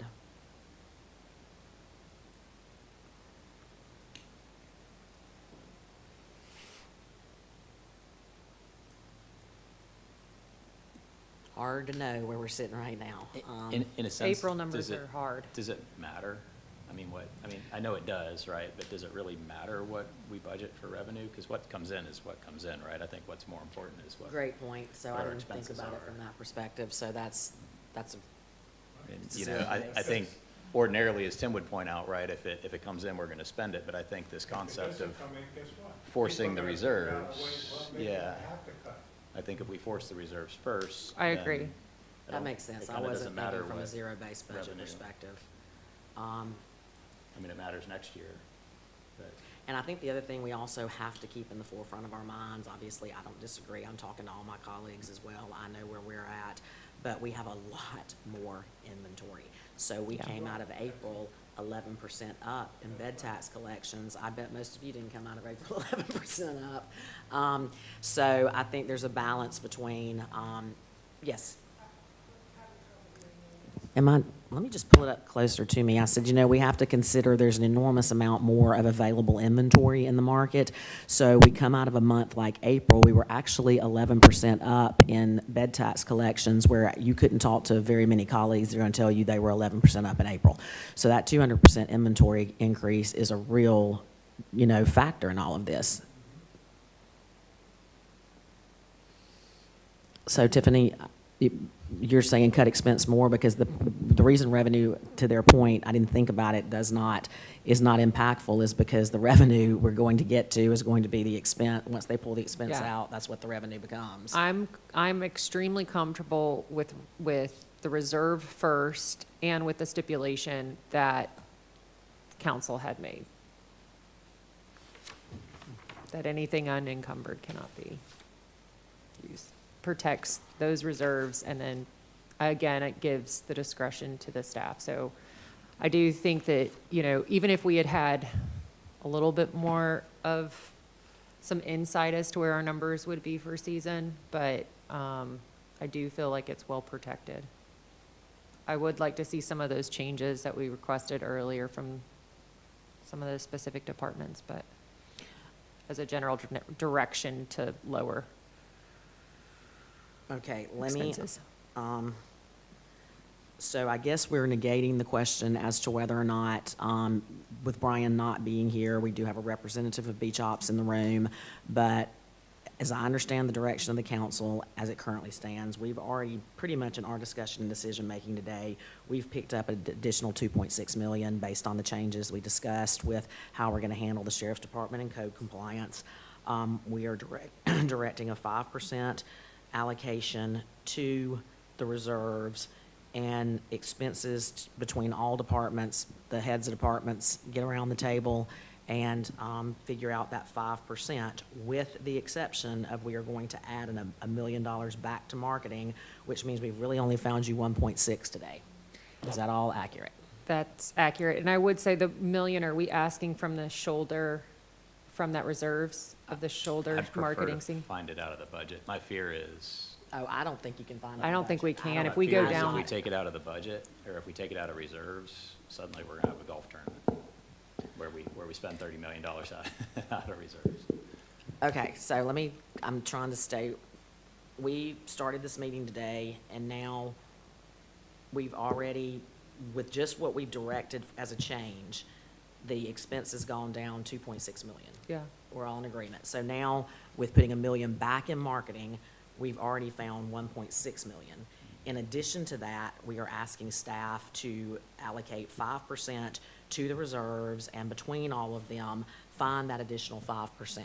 So I'm not seeing, I do think it's in the budget in that format, Tiffany. So I guess I wasn't making myself clear. Again, I apologize for my terminology, but I think it's there if you put it in now in light of the fact Okay. of the 2.6. Does anybody on staff, you guys feel like you're following and, okay. And can everybody up here, do we, Clay, how do we go? I know we need to make a motion and get this thing up, but do we wait till, I mean, where do we go from here? When you have reached the final point of where you want, what you just described would literally be a motion to recommend the budget with those stipulations, whenever you're at that point. Okay. Make the motion. You make that motion? Do you want me to make to request the motion and The state motion it? would be to recommend approval of the budget with the stipulations placed on the record here today. That's my motion, right there. Do we have a second? Yeah, second. All in favor? Aye. Aye. Brian. I did. Any opposed? All right. Thanks for the Thank 5 you. for staying. It's been a marathon, and a lot of hard work has gone into this, but I hope everybody feels good about where we landed, including our staff. We thank you guys. Yes, ma'am. I just want to say to staff real quick, I know it's a challenge that we've put in front of you guys, and none of what we've discussed is meant to take for granted the amount of work that you guys do, right? Or the challenge in front of you, or minimize the value of what you guys do. We're just in an economic climate where I think we have to be realistic, and I appreciate you guys being flexible and rising to the occasion. And I appreciate that. I mean, I don't think anybody on staff takes anything, personal. We understand that, we're all here for a mission, and, we're all trying to be the best stewards of these dollars that we can. So we appreciate the feedback. We appreciate the dialogue. We'll tighten our belts and we'll get to work. And just so y'all know, I mean, we're all having these discussions within our business. I literally have just gotten done with 4 different state locations of having these very difficult decisions. So I really appreciate all y'all are doing. Thank you. No, we do, truly, we appreciate it. Thank you for the dialogue. Absolutely. Any further discussion? Oh, yes, ma'am. Please come back. I apologize. I just have a request and a suggestion. I was asked for the budget 2-3 months ago, and basically with no direction. And so we kept our budget flat. We didn't add anything to it. We kind of, and it was our philosophy throughout the sheriff's office. Before I start my budget for the sheriff's office, I go meet with the sheriff, the chief deputy, and say, give me direction. And I felt like none of that came to us, and had we gotten that early on, we probably wouldn't be having as many of these discussions. And so as a board, you need to strategically kind of make decisions for staff, because I feel like probably Matt's in the same way. He could have presented the budget how you wanted it had he been given that direction up front. So just something to think about next year. Thanks. And did staff meet with you before for a budget, to discuss a budget? Okay, so staff never met? Actually, I think it came from Melissa. Okay. Our request for budget. And that's why I think the strategic planning, I wish it had been done prior to a budget, And so. it should be driving And the I budget, personally I would agree. love to meet with you. So thank you for bringing that up, because I did not realize that was the case. So Okay. Thank you. Thank you. All right, motion to adjourn? Second? Motion? Second? All in favor? Aye. Thank you all for being here.